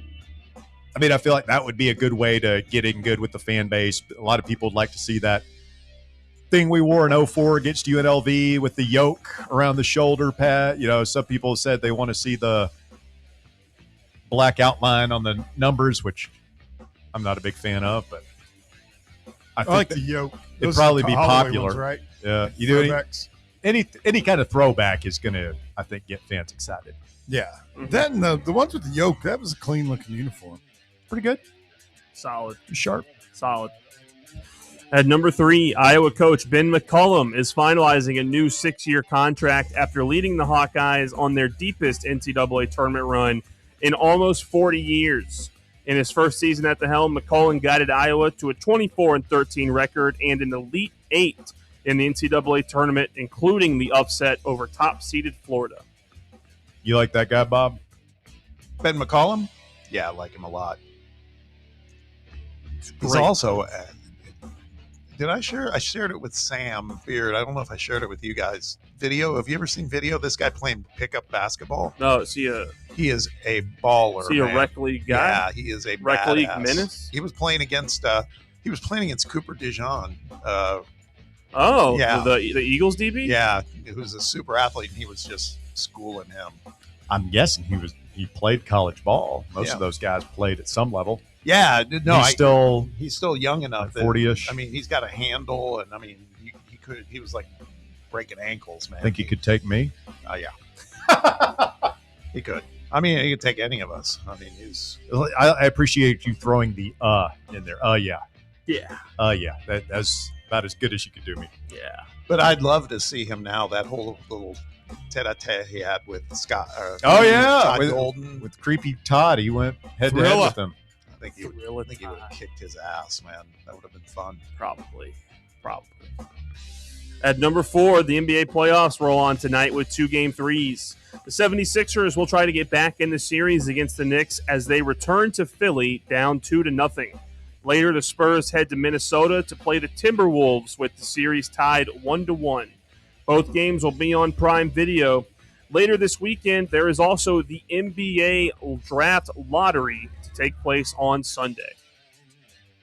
Keenly interested. I'll say Bob's going to be tuned into that. Yeah. Favorite all-time Timberwolves? It's Kevin Garnett, without a doubt. Kevin Garnett. It's like he's like the only notable Timberwolf. No. Who are the other At ones? least since before. Oh him. God, who was his teammate there? Why am I blanking on his want to see name? Bear work this out. Wait, let's no. Name me another Timberwolf, like of any time. He played with KG. Because when KG Lots of guys got- did, yeah. Lots of guys. when he- yeah, but there was another guy. KG blew their budget and they had to get rid of him. Sean Marion? Is he a Timberwolf with KG? I really don't remember. I don't think I can Somebody remember. good, and then he got the big contracts. I guess that's when he started calling him the ticket, right? Sam Cassell. Was he there? I don't remember. Yeah. Was he I there? think he played there. Popeye Jones. I always get them mixed up. I feel like we had this conversation. Well, Cassell reunited with him with the Celtics, correct? I don't remember Cassell with the Celtics. I remember him with I'll say the T-Wolves and the Rockets, maybe. Huh. Ricky Rubio, wasn't he a Timberwolf? Yeah, he's had some good years there.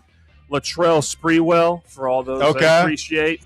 Obviously, Anthony Edwards, Karl Anthony Towns. Yeah. Oh, yeah, Cat's a good one.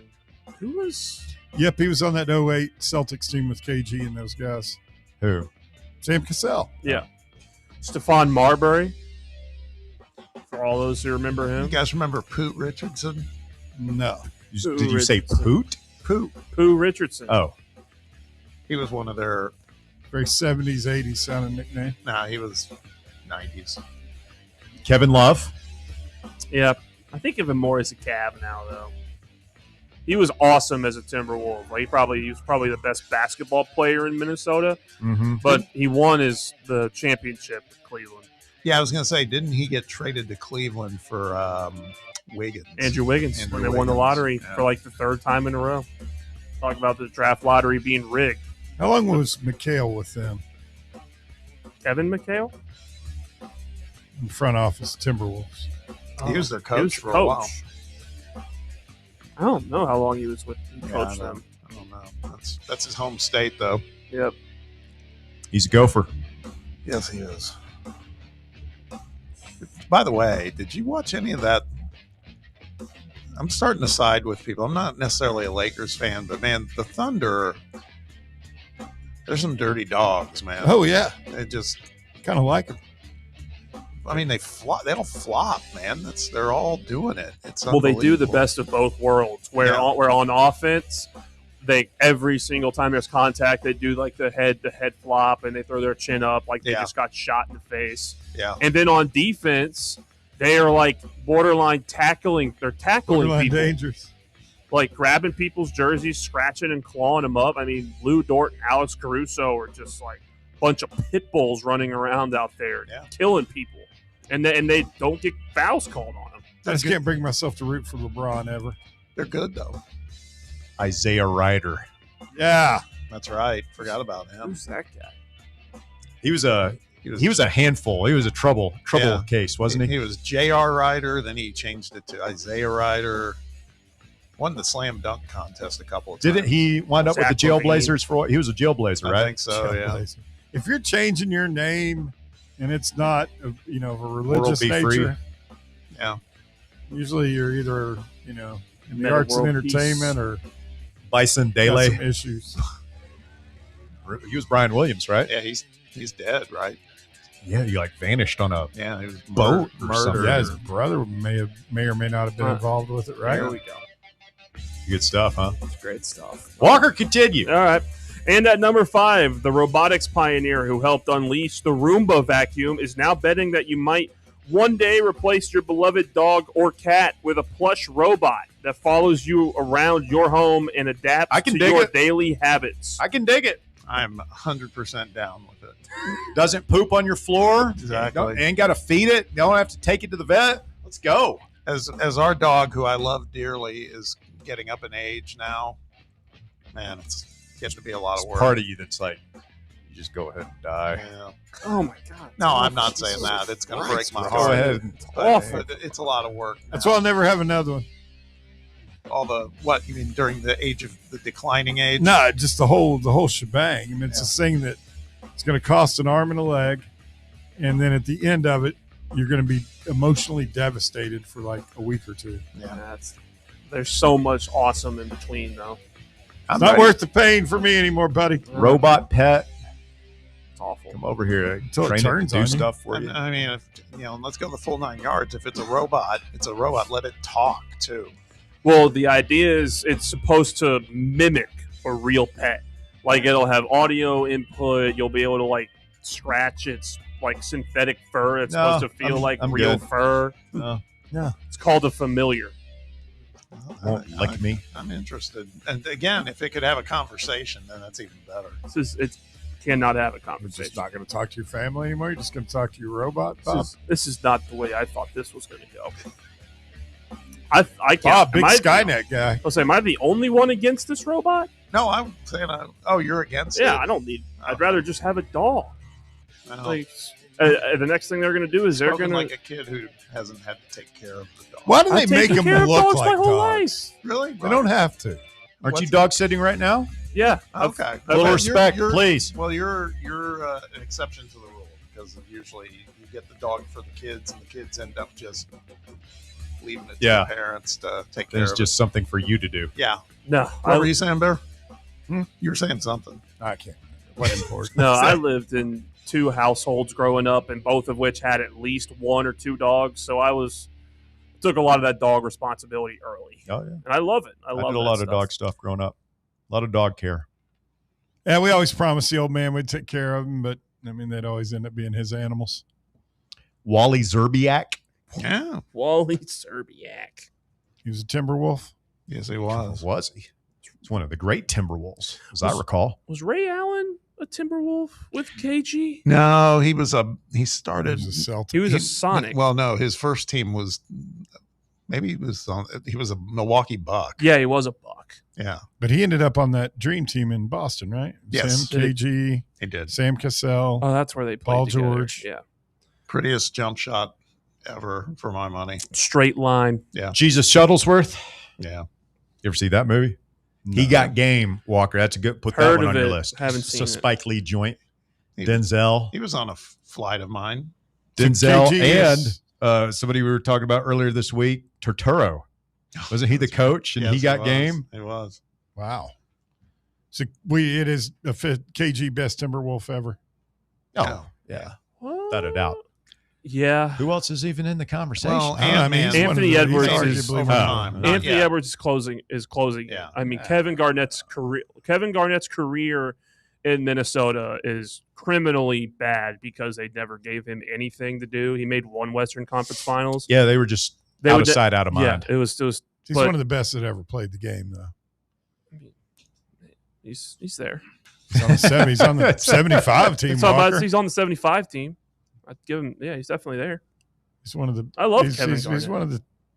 I put him top 15. Say I was top at 5 trash Calhoun's talker. earlier today, and they had Skip Bayless's show, whatever, on the. Oh, I was going to bring that up, but go ahead. They were doing their top 10 all-time NBA players, I've got that list. and I love Skip Bayless just for the troll factor, because he had Jordan 1. Yeah. I forget the rest of his list, but where do you think he had LeBron? Like 8th. I think 9th. Here's the list. He had Jordan number 1, Kobe number 2. Magic Johnson number 2, He's smoking crack. Shaquille O'Neal number 3, It's arguable. Kareem Abdul-Jabbar number 4, Yeah. Tim Duncan number 5, Bill Russell number 6, Kobe number 7, That's criminally. That's about right. Larry Bird 8, That's Yeah, way Bird over. over LeBron. Bird should be over LeBron Kobe. 9, I mean, Love it. Bird. Wilt Chamberlain 10. He said the 8 players above LeBron are all cold-blooded killers. Every damn one I of them. love it. I love the troll He factor. says LeBron James has over many years proven to be the most mentally fragile superstar I've ever closely observed. And while he was doing this, Stephen A. Smith, they'd cut to him and he's just looking at him like, why did I bring you back on the show, man? Oh, is it? So they were together again? Yeah. They're Just for one the day. original fake debaters. I do kind of agree with. Other than number 1, the next 7, I think you could sit and argue about till the cows come home. Those guys are all the greats. Yeah. Man, but the one thing they all 8 of them have in common, they're all killers. What's the reasoning for Magic number 2? Just out of curiosity. I don't know. I I mean, remember Magic and championships, Bird. Yeah, just and Magic winner. and Bird were I mean, those guys would. They were otherworldly. They'd push their mom out in front of a car if it meant they could win a game. I mean, You- they were that. You think Magic was like that? I Yeah. think Bird and 100%. Jordan certainly, but I don't like. I feel like Magic was probably a touch below that, just in terms of like Jordan and Bird were mean. Yeah, they were like not nice people, just like ruthless. Like, dude, did you really have to do that? But that's what they wanted to do. I didn't get the feeling that Magic was on that level of psychopathy. Well, he smiled a lot more than them. Yes. I mean, so he was a little more gregarious. But People said that But who about is over Isaiah there? Thomas too. Yeah. It's like he had nice face, but he was a mean little rascal. yeah, but Magic also, like, people forget his rookie year in the NBA Finals. The game Played where center. he played center, man, Mhm. and played it well. I mean, he would do whatever it took to win. Was he the first positionless Yes. basketball player I thought so. from point guard to center? Oscar Robertson probably, He's but still probably the best passer to ever play the game. Magic Oscar Johnson. didn't have the size. That was the thing. Magic was it Oscar like 6'5"? I didn't think so. I thought like Go back. 6'3", 6'4". He's one of the best passers ever. Yeah, but Magic was 6'5". Yeah, 6'9". 6'9". Yeah. Robertson was 6'5". Oh, yeah, the Big O. And that's not a. And he's from my home state. He's not a nice guy, man. He's Oscar? Big O, yeah, wasn't? He's a A lot of those guys aren't. What happened? He's just he's a guy who, mean. and bitter now, because of the success of the NBA, and he wants to be remembered. I get him. I feel it. I mean, he was. Those dudes didn't get a piece of the pie, man. They were Yeah. woefully underpaid. They're paid like the plumber back in those days. Sure. And you didn't have endorsements, especially not for black players at that time. And like I can get why those guys would be upset. His Yeah. super max contract. Well, it's like shoe deals. it's like the players at the end of the Negro leagues, the Satchel Pages, the Monty Irvins, Mhm. those guys who didn't get to, Cool Papa Bell, didn't get to play in the big leagues, at least not much. I'm telling you, man, I've talked to at least two former college football Tennessee players, and there's a little bit of that with all this NIL stuff. You could just, it's obvious, I just point blank. Sure. They'll tell you. GBO Kyle Beach said, "Where would you guys have Steph Curry on that list?" And he's an amazing player. I just feel like He's one of those Top 25. I don't know if he's top 10. and was hurt a lot. That's the other thing. Most of these guys, most of them, until they started breaking down, most of them were pretty resilient too. I mean, they And how long Kareem play? Like, Yeah. damn near 30 years. yeah. He played forever, and those guys didn't take a whole lot of nights off unless they were actually injured. Isn't Kareem's got to be getting close to 80, right? Yeah, Yeah. That's incredible. He's an old man now. Tell your old man to drag Lanier and Walton up the court for 40 minutes. I remember he. You ever seen Airplane, Walker? Yes, I love that movie. It's Hey. so funny. Speaking of that, have you heard that because this guy's on a heater, so he's getting talked about a lot, Tobias Harris? Yep. Having a moment. The Pistons, their teammates call him Unk because he's like, That's so weird. That makes me Tobias feel is the old, old man. man Yeah. now. he's the oldest guy on the team. So is Alex Caruso for the Thunder. That's what they call him. Yeah. Speaking of endorsement, Kareem was. It was a wild endorsement. He was the spokesperson for the Volkswagen Rabbit, that compact car. Wow. They'd show him getting into one.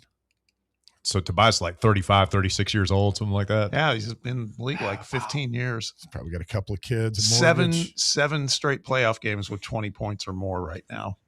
He's killing it. He is. It's He's good. pissing off Philadelphia fans. Yeah. I tell you about the time my daughter FaceTimed him.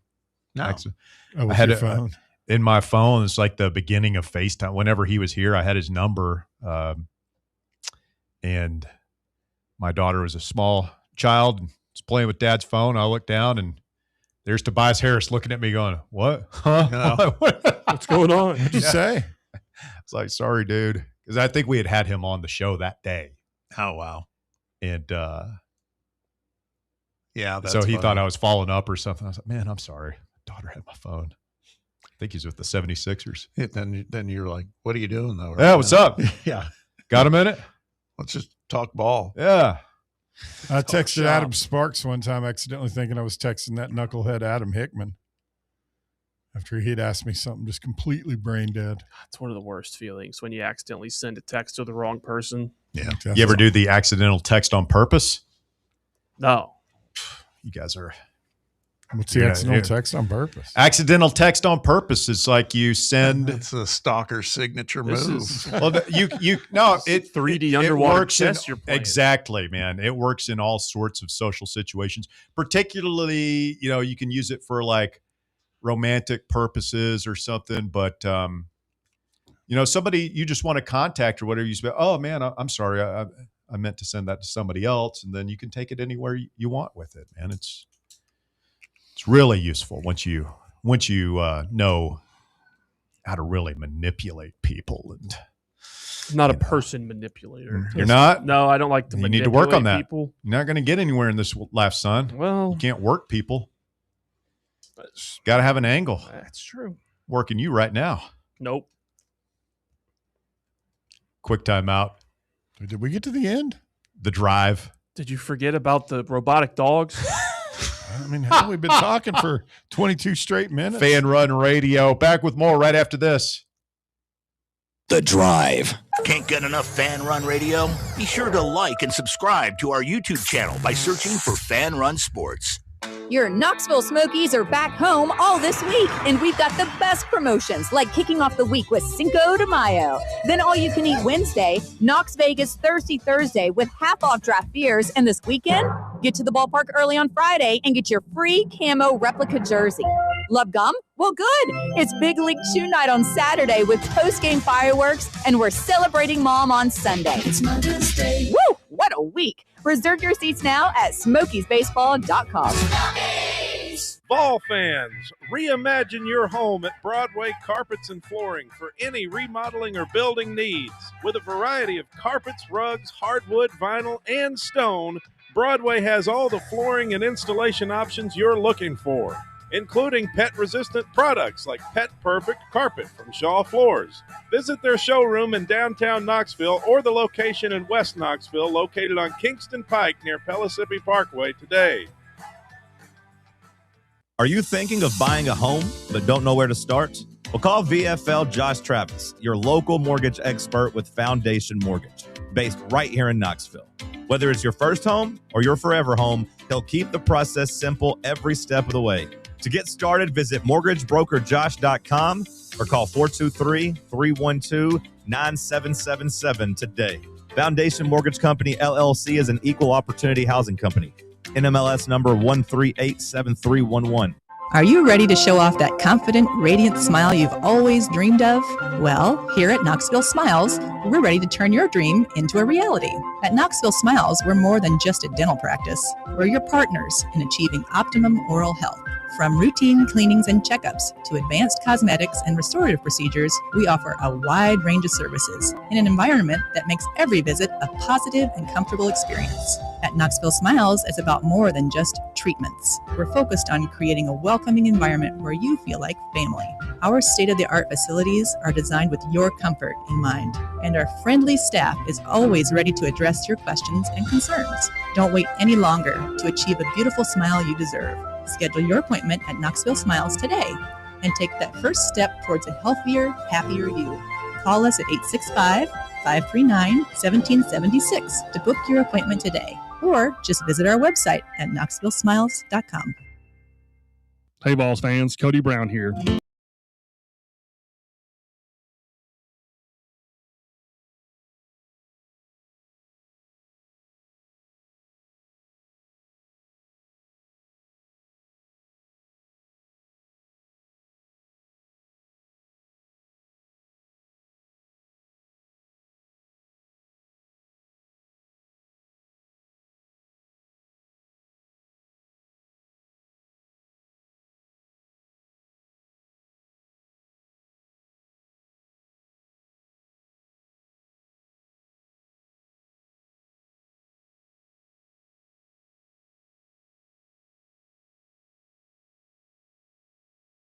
Is next. Hello, Randy. Hey, guys, I had to wait a while, but it was worth it because I got to listen to this typical volunteer fan from Panama City talking about he was so proud the to tip have of the tip. Vol. What is the typical Vol fan from Panama City? I want to know, because that can't be a large group. Well, he's a typical Vol fan because he was talking about how proud he is to have Vol, and that even though you're going to be the number 12 seed in the SEC tournament, that he does very well in his interviews that are played on the radio. And I really enjoyed it. It was just like one of these guys that gets a trophy, a participation trophy, and he's just very happy to be there. And I'm all for the guy. How did you guys feel about that? I mean, we support our program. Like we've won a trophy. Like what was the last time Vanderbilt won a trophy in anything that anybody paid attention to? Well, we won the battle of in K-Town, 45-24. We swept the Volunteers in baseball. So you beat an 8-4 Tennessee team. Congratulations, man. That's impressive. You guys did something. You win a trophy for that? You hang a banner? I heard the guy talking about Appenzeller. And I think, I was a big Appenzeller fan early in the year. He looked like one of the best pitchers in the country. I think he was in his first 4 conference games. I don't think he even gave up one run. And now he literally cannot get one out. He came in the game you were beating Kentucky. I think you were beating Kentucky 7-1. He comes in, and 10 minutes later it's 7-5. I don't know if he got one out in the entire time he was in there. They took him out, but here this guy is coming in here. It's like when you're in school and your mother says, Don't hang out with these pothead losers, or you'll become one yourself. And that's exactly what has happened to Appenzeller. He started out one of the best pitchers in the country, and now the guy can't even get one out. So he had a bad performance. No. Let me ask you this, Vandy Ray. Like who's the best pitcher in Vanderbilt baseball history of this era? Just answer the question. David Price. Like who's the best pitcher? Price. Was he dominant his entire freshman season? He never had a bad outing as a true freshman. He's had more than one bad outing. Yeah. So you have bad outing. It's called hitting the freshman wall. It happens. We had Chase Burns here as he was a great freshman pitcher. Had a couple of bad outings. He had a fine college career and is obviously doing really well with the Cincinnati Reds. I mean, you don't really think that a guy has a bad outing and all of a sudden he's a bad pitcher, or that it reflects poorly on the entire program, do you? No, I just think that it just shows that you don't have Frank Anderson on your coaching staff anymore, because he developed pitchers. He made pitchers better. Hey, Frank Anderson was the head. Frank Anderson was the pitch. Excuse me, Randy. Frank Anderson was the pitching coach for Chase Burns' freshman year, where he had those struggles. Drew Beam had struggles his freshman year. Cam Appenzeller, I don't know that his season would have gone any differently here if Frank Anderson were the pitching coach this year. You don't know that. Who's your favorite Vanderbilt pitcher? You ask me? No. Price? Price. Can you name me any other Vanderbilt pitchers? Let's talk about Cream. Oh, whoa! Hold on. No. Hold on. You call yourself Vandy Randy. I mean, are you being exposed right now, Randy? Are you really? You can't name another Vanderbilt pitcher? You gave him Price. Let's talk. You can't name another Vanderbilt pitcher. What years did Vanderbilt win the championship, Vandy Randy? Wow. Hung up. Exposed. We had a lot of stuff we could have done. By the way, Vanderbilt he's spent a lot of time talking about our pitching staff. They're 15th in the SEC in team ERA. They're also 71st. So he's not even a Vandy fan. He's just some guy trolling. I actually respect that now that I think about it, because he got over on us, man. I get like he's an idiot, but he got over on us for months. I wonder. I bet he could name me some Kentucky basketball players. You think he's a Kentucky fan? I don't. It's hard to nail down the accent. I guarantee you that guy didn't go to Vanderbilt. It was odd that it was, and Appenzeller was kind of a random pull too. So he's just a disgruntled Tennessee. I think he's just a Tennessee fan who's like, creating an creating an alter ego there.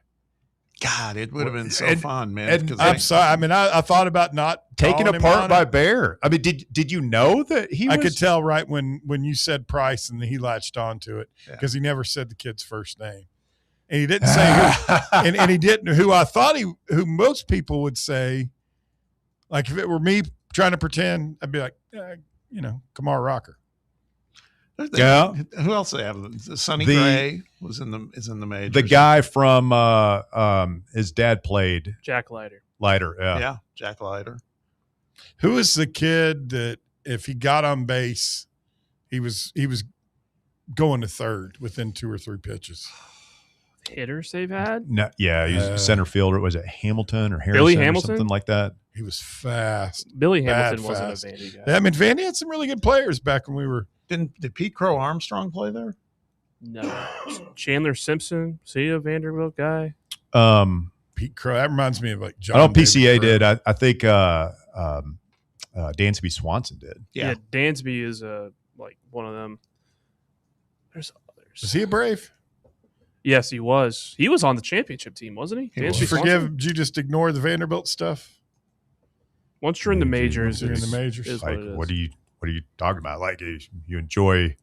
I know you weren't a Titans fans for the Derrick Henry era, but like you just look past it. Yeah, technically I was. Technically, that's funny. That's a good one. I like it. Trying to think, Walker I'd be Buehler. overjoyed if Skeens Bueller was a fan. Walker I remember Buehler, that. Vandy boy, 2013 to 2015. Who else? Pedro Alvarez. He committed to PCA. Committed to Vandy. Didn't play. Then went to the draft. You think Vandy Randy will call us again? I don't know, man. Like he won't call us Vandy Randy. Like that would be weird. You get exposed as a fake, phony, and a fraud.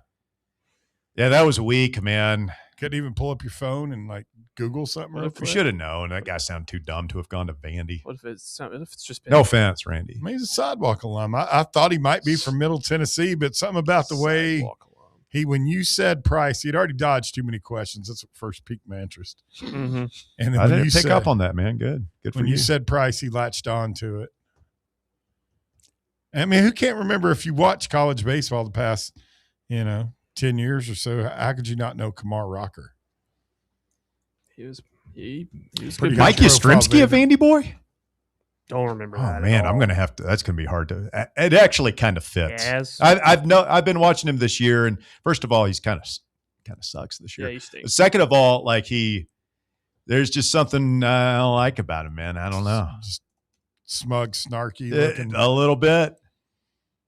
He'll probably be in the starting lineup tonight, Bob. Outfield's all beat up, man. By the way, speaking of your guys' series, Dodgers are getting a reinforcement this weekend. Blake Snell making his season debut on Saturday.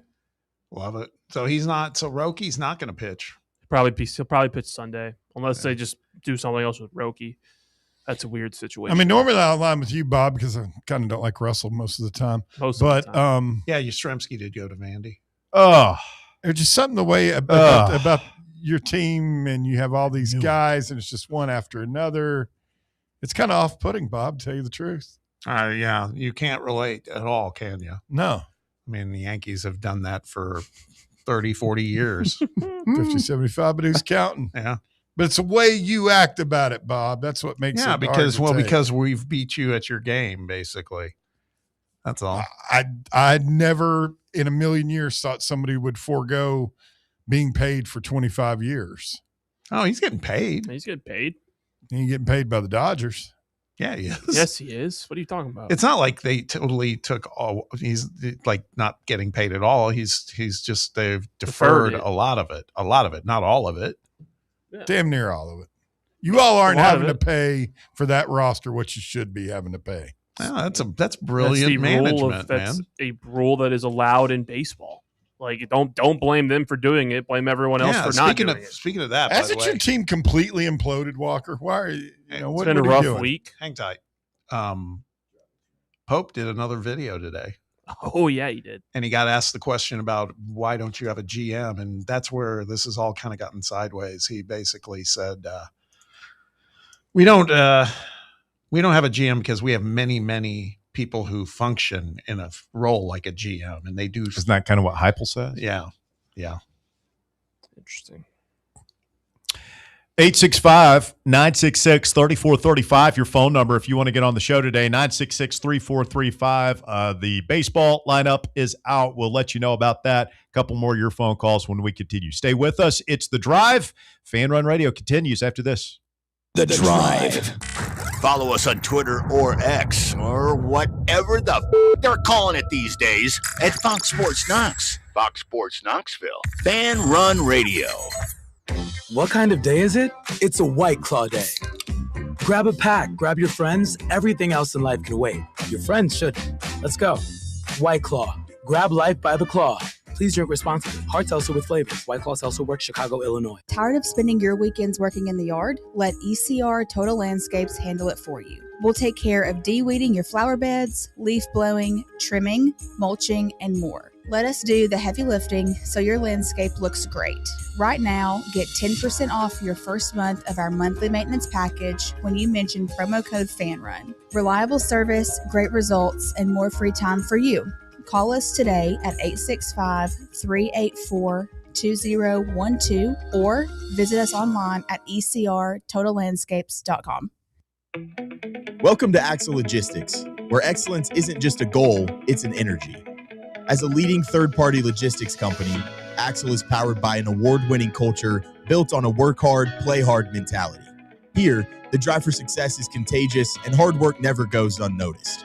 Whether you're just starting out or looking to level up, Axle Logistics is the place to launch your career. Join us and take your ambition to the stars. To learn more, visit axlelogistics.com. Citizens National Bank. Life is more fun with a Good Life account, offering extra benefits, including bank travel. Experience the trip of a lifetime to Ireland.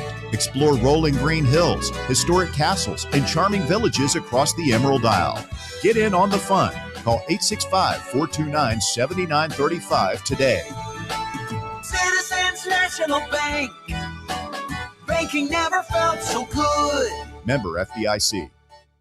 Located in Knoxville's historic Old City, Barley's offers great food, live music, the best draft beer selection in town, and now your new favorite place to watch sports. Their indoor projector is perfect for any weather, and they've revamped their upstairs area with more TVs to take in all of the action. Their menu features hand-battered chicken tenders, juicy burgers, fresh salads, and the tastiest pizza in Knoxville. You can enjoy their happy hour drink specials daily from open until 6 p.m. Barley's Tap Room and Pizzeria. Are you ready for the start of a new season? Maybe looking for your team to go on a tournament run? Get game day ready with Crumble. Head on over to your nearest location and pick up 12 pre-selected cookies plus exclusive toppers. When you're looking for dessert options, there's no question about who you should call on. Our listeners already know. Last year, the Dubai chocolate was a home run, along with the brownie batter. Oreo crumb was another crowd favorite. What new flavor will set the standard this season? If you're in the Knoxville area, there are 3 locations ready to serve you: Clinton Highway, Parkside Drive, and Maryville. Download the Crumble app to build your best lineup and vote on.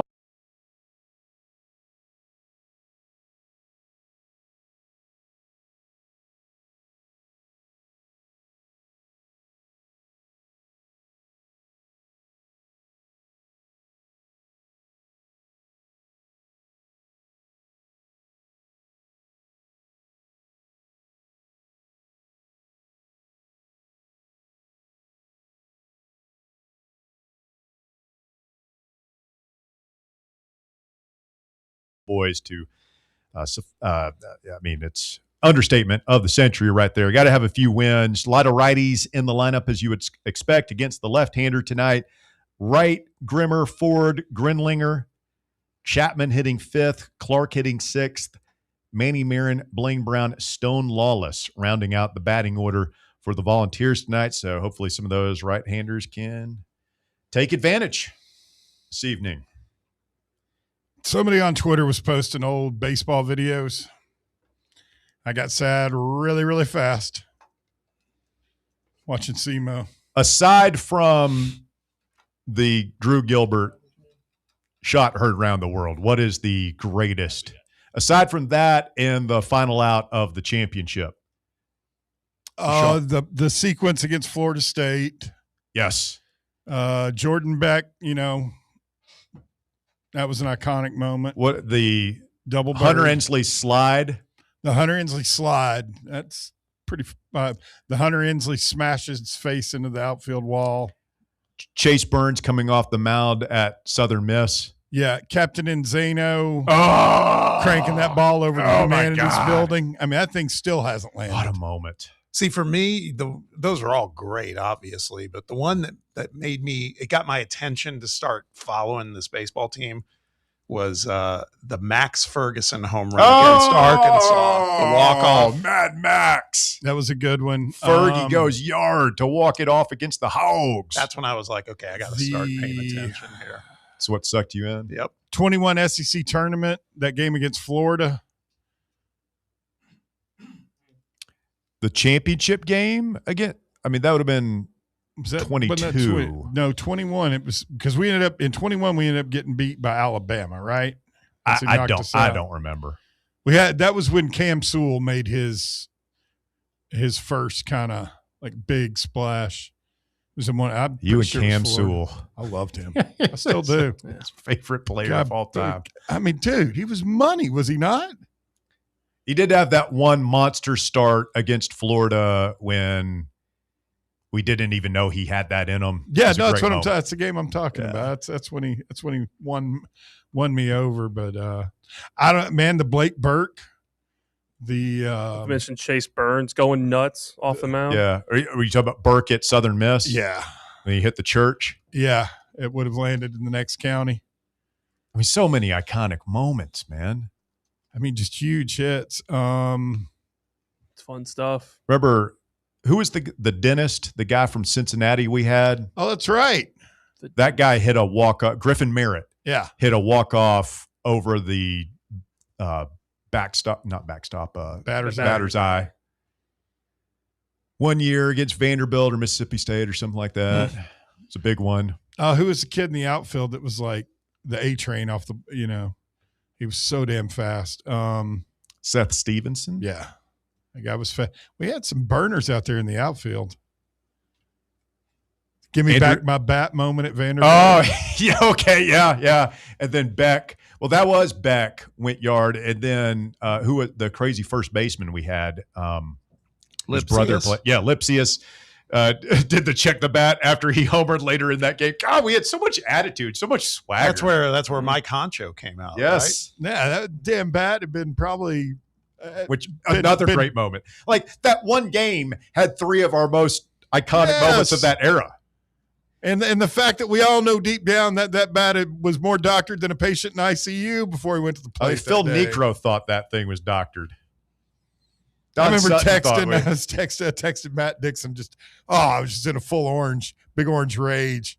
We had so you had give me back my bat, give me back my son, give me back my bat. Then the Mike Honcho, and then the walk off. What was the guy's name? It wasn't a walk off. What was? Max Ferguson? No, the first baseman. Lipsius. Oh, Luke Lipsius. Yeah. That was the same game where somebody hit a pop up out in the outfield, and it was probably they lose it in the lights. Well, not the lights, but it was like just not really overcast, way up high overcast. The sky was just kind of gray, and they looked up, and that damn thing just dropped. Lipsius also had a game down there where I don't think it was a homer, but he scored. Somebody batted him in. He ran down the third baseline, and as he got to home plate, he stopped, got on all fours, got right above the base, and then touched it with a single finger. Was it Blade or Cheese that had the infamous picture where it looks like they're playing in a typhoon? He's in the middle of throwing. Yeah, that was Chad Dallas. Chad. The Cheese. So many moments, man. I mean, that's what We that don't era miss Tony was. at It was all. even above the champion. Like the championship, Well, the obviously, is our characters. crowning moment. But just all the fun times we had watching those teams. Remember El Jefe? Second baseman? Jorel Ortega. Yeah, El Jefe. He's the boss of bosses. Tony bumping the ump. He went out there like a bantam rooster, didn't he? Elander losing it on one of the umps. That was Kivett. Oh, Kivett losing on Ross one of the Kivett umps. getting tossed Kivett, in Omaha. It was an all old time. beef for minor league baseball, which made it even better. Then there was one of our VR listeners who was live tweeting Jeffrey Macias on the airplane. He busted her. Yeah. Got uncomfortable. Yeah, that was good. Oh, my God, man. All in 5-6 seasons, 21 to 20 is when we started. Tony doing the lemonade stand after they threw it. He couldn't go to Yeah. he couldn't coach the game, so he sat outside with everybody. Tony, please come back. We got sandwiches. Please come back. Brett says, didn't Vitello kiss the bat after the walk-off win versus Oh, yeah, Florida he did. State? I remember this. Dylan Dreiling's bat. Oh, Dilly. Tony going in the stands multiple times. Did you see Dilly go yard off of Beam last night? No, in what, AAA? Minor league game somewhere. Got to be AAA or maybe double. Yeah, I think Beam's in double. Was Beam the one that had was his little sister? Yes.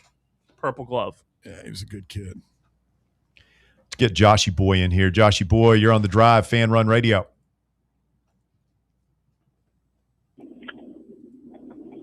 Joshy Boy, you there? Not Joshy Boy. All right, you go back on hold. Let's try this one. Tiger team really coming through. Well, I mean, I said, go ahead, Do Joshy not Boy. blame this on me. Don't do that. You answered Nope. the phone. You guys work that out. Please. Can I do the show? Please. You guys turn your mics off and thank you. Joshy Boy. Yeah, I'm here. They are screaming at each other right now with their mics off in the other room. It's so unprofessional. That's all right. Yeah. Just a raging argument right Bob. now. Yeah, raging. So, Bob, are you ready for the NLCS preview this week between my Braves and your Dodgers? Yes, I am absolutely ready, Joshy. It should be a good one. Should be a good one. Yeah. Should be good one, Who are Joshy the Boy. Dodgers? We're coming. We're coming Yeah, for him, who we- JB. What were you, Joshy? You were saying it. Joshy Boy, do the chop. Do it. this Do is- it, Joshy Boy. This chance is racist. Okay. Oh.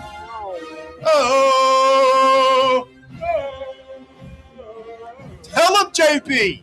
All right. What was your question, Josh? So, who we got on the mound tonight for both Braves and Dodgers? I believe it's Chris Sale for the Braves and Emmett Sheehan, who looks like Ed Sheeran for the Dodgers. Is Ohtani going yard tonight? He's due. He's due. He's not. He's been kind of slumping with the bat by Ohtani. I'll tell you who else is going to go yard tonight. Matthew Olson. Oh, Matty-O.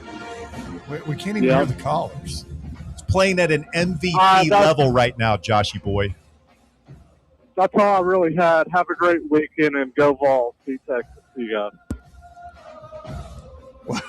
What was that? I didn't hear that. I don't know. He's the one guy that you never have to worry about me chopping him off. You said go Vols, beat Texas. Oh, okay. Beat Texas. I thought he was trying to maybe get a dig on. Dodgers are a minus 120 favorite headed into the game tonight.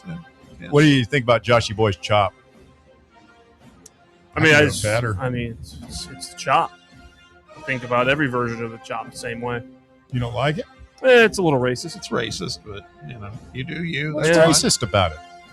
I don't need to get into I'm not sure if you're aware of this. this, but many Native American tribes, very warlike people. The tomahawk thing, not made up. Oh, whoa, whoa, whoa. What do you mean, whoa, whoa, whoa, whoa?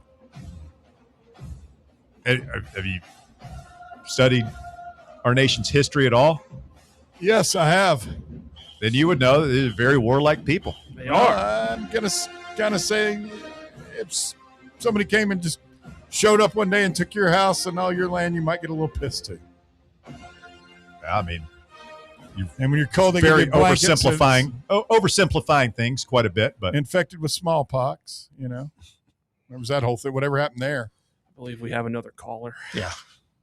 I mean, if you showed up to a foreign land and they're chopping off heads and rolling them down the thing and taking little girls and raping and pillaging, you wouldn't put those people to the sword. This along. You just be okay with that? We can move. I'm defending the honor of the tomahawk chop. That's fine. Walker Smith. That's fine. And I will have your respect, sir. Well, at the same time, don't disrespect my team. I'm not disrespecting. It's fair. The way we tore through this disrespect. country. You are a little bit. You're a little out of line yourself. Not even a little bit.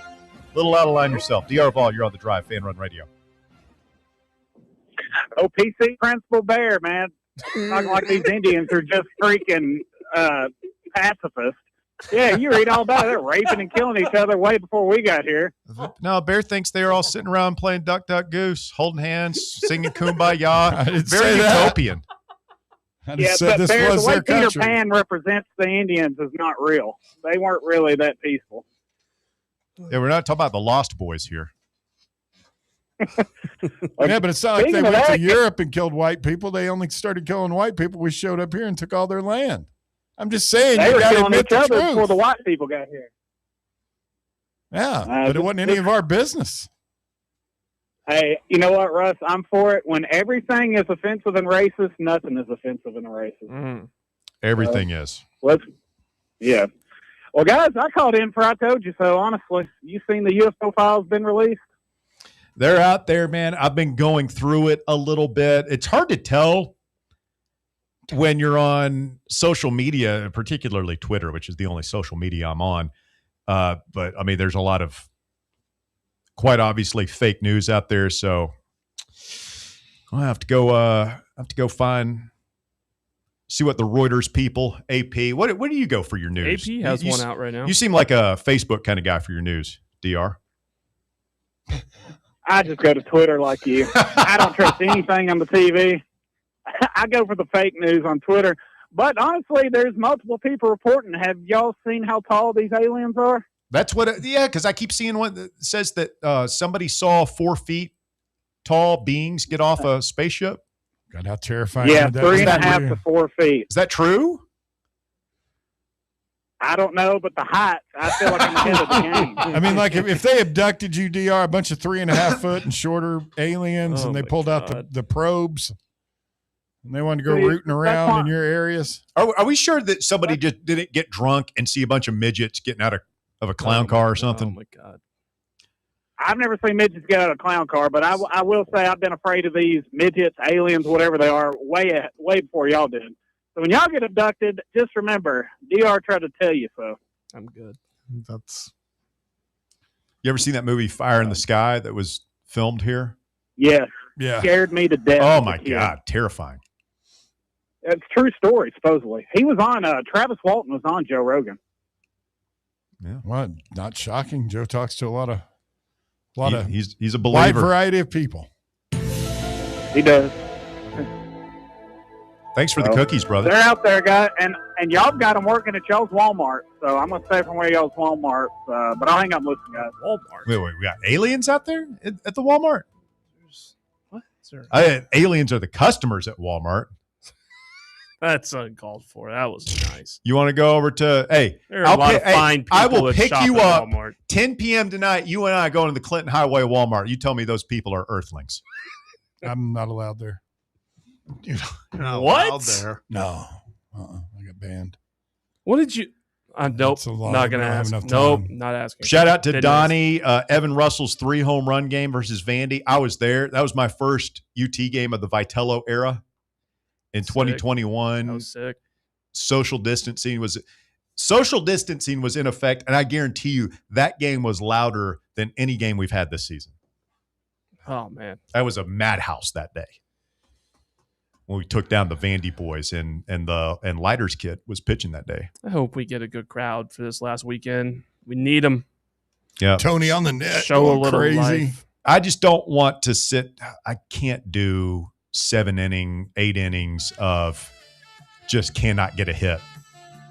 That's what I tweet out, man. That's hit him early, make him work for it. Let's jump on these guys. Put balls in play. Good things happen. Thank you, Bob.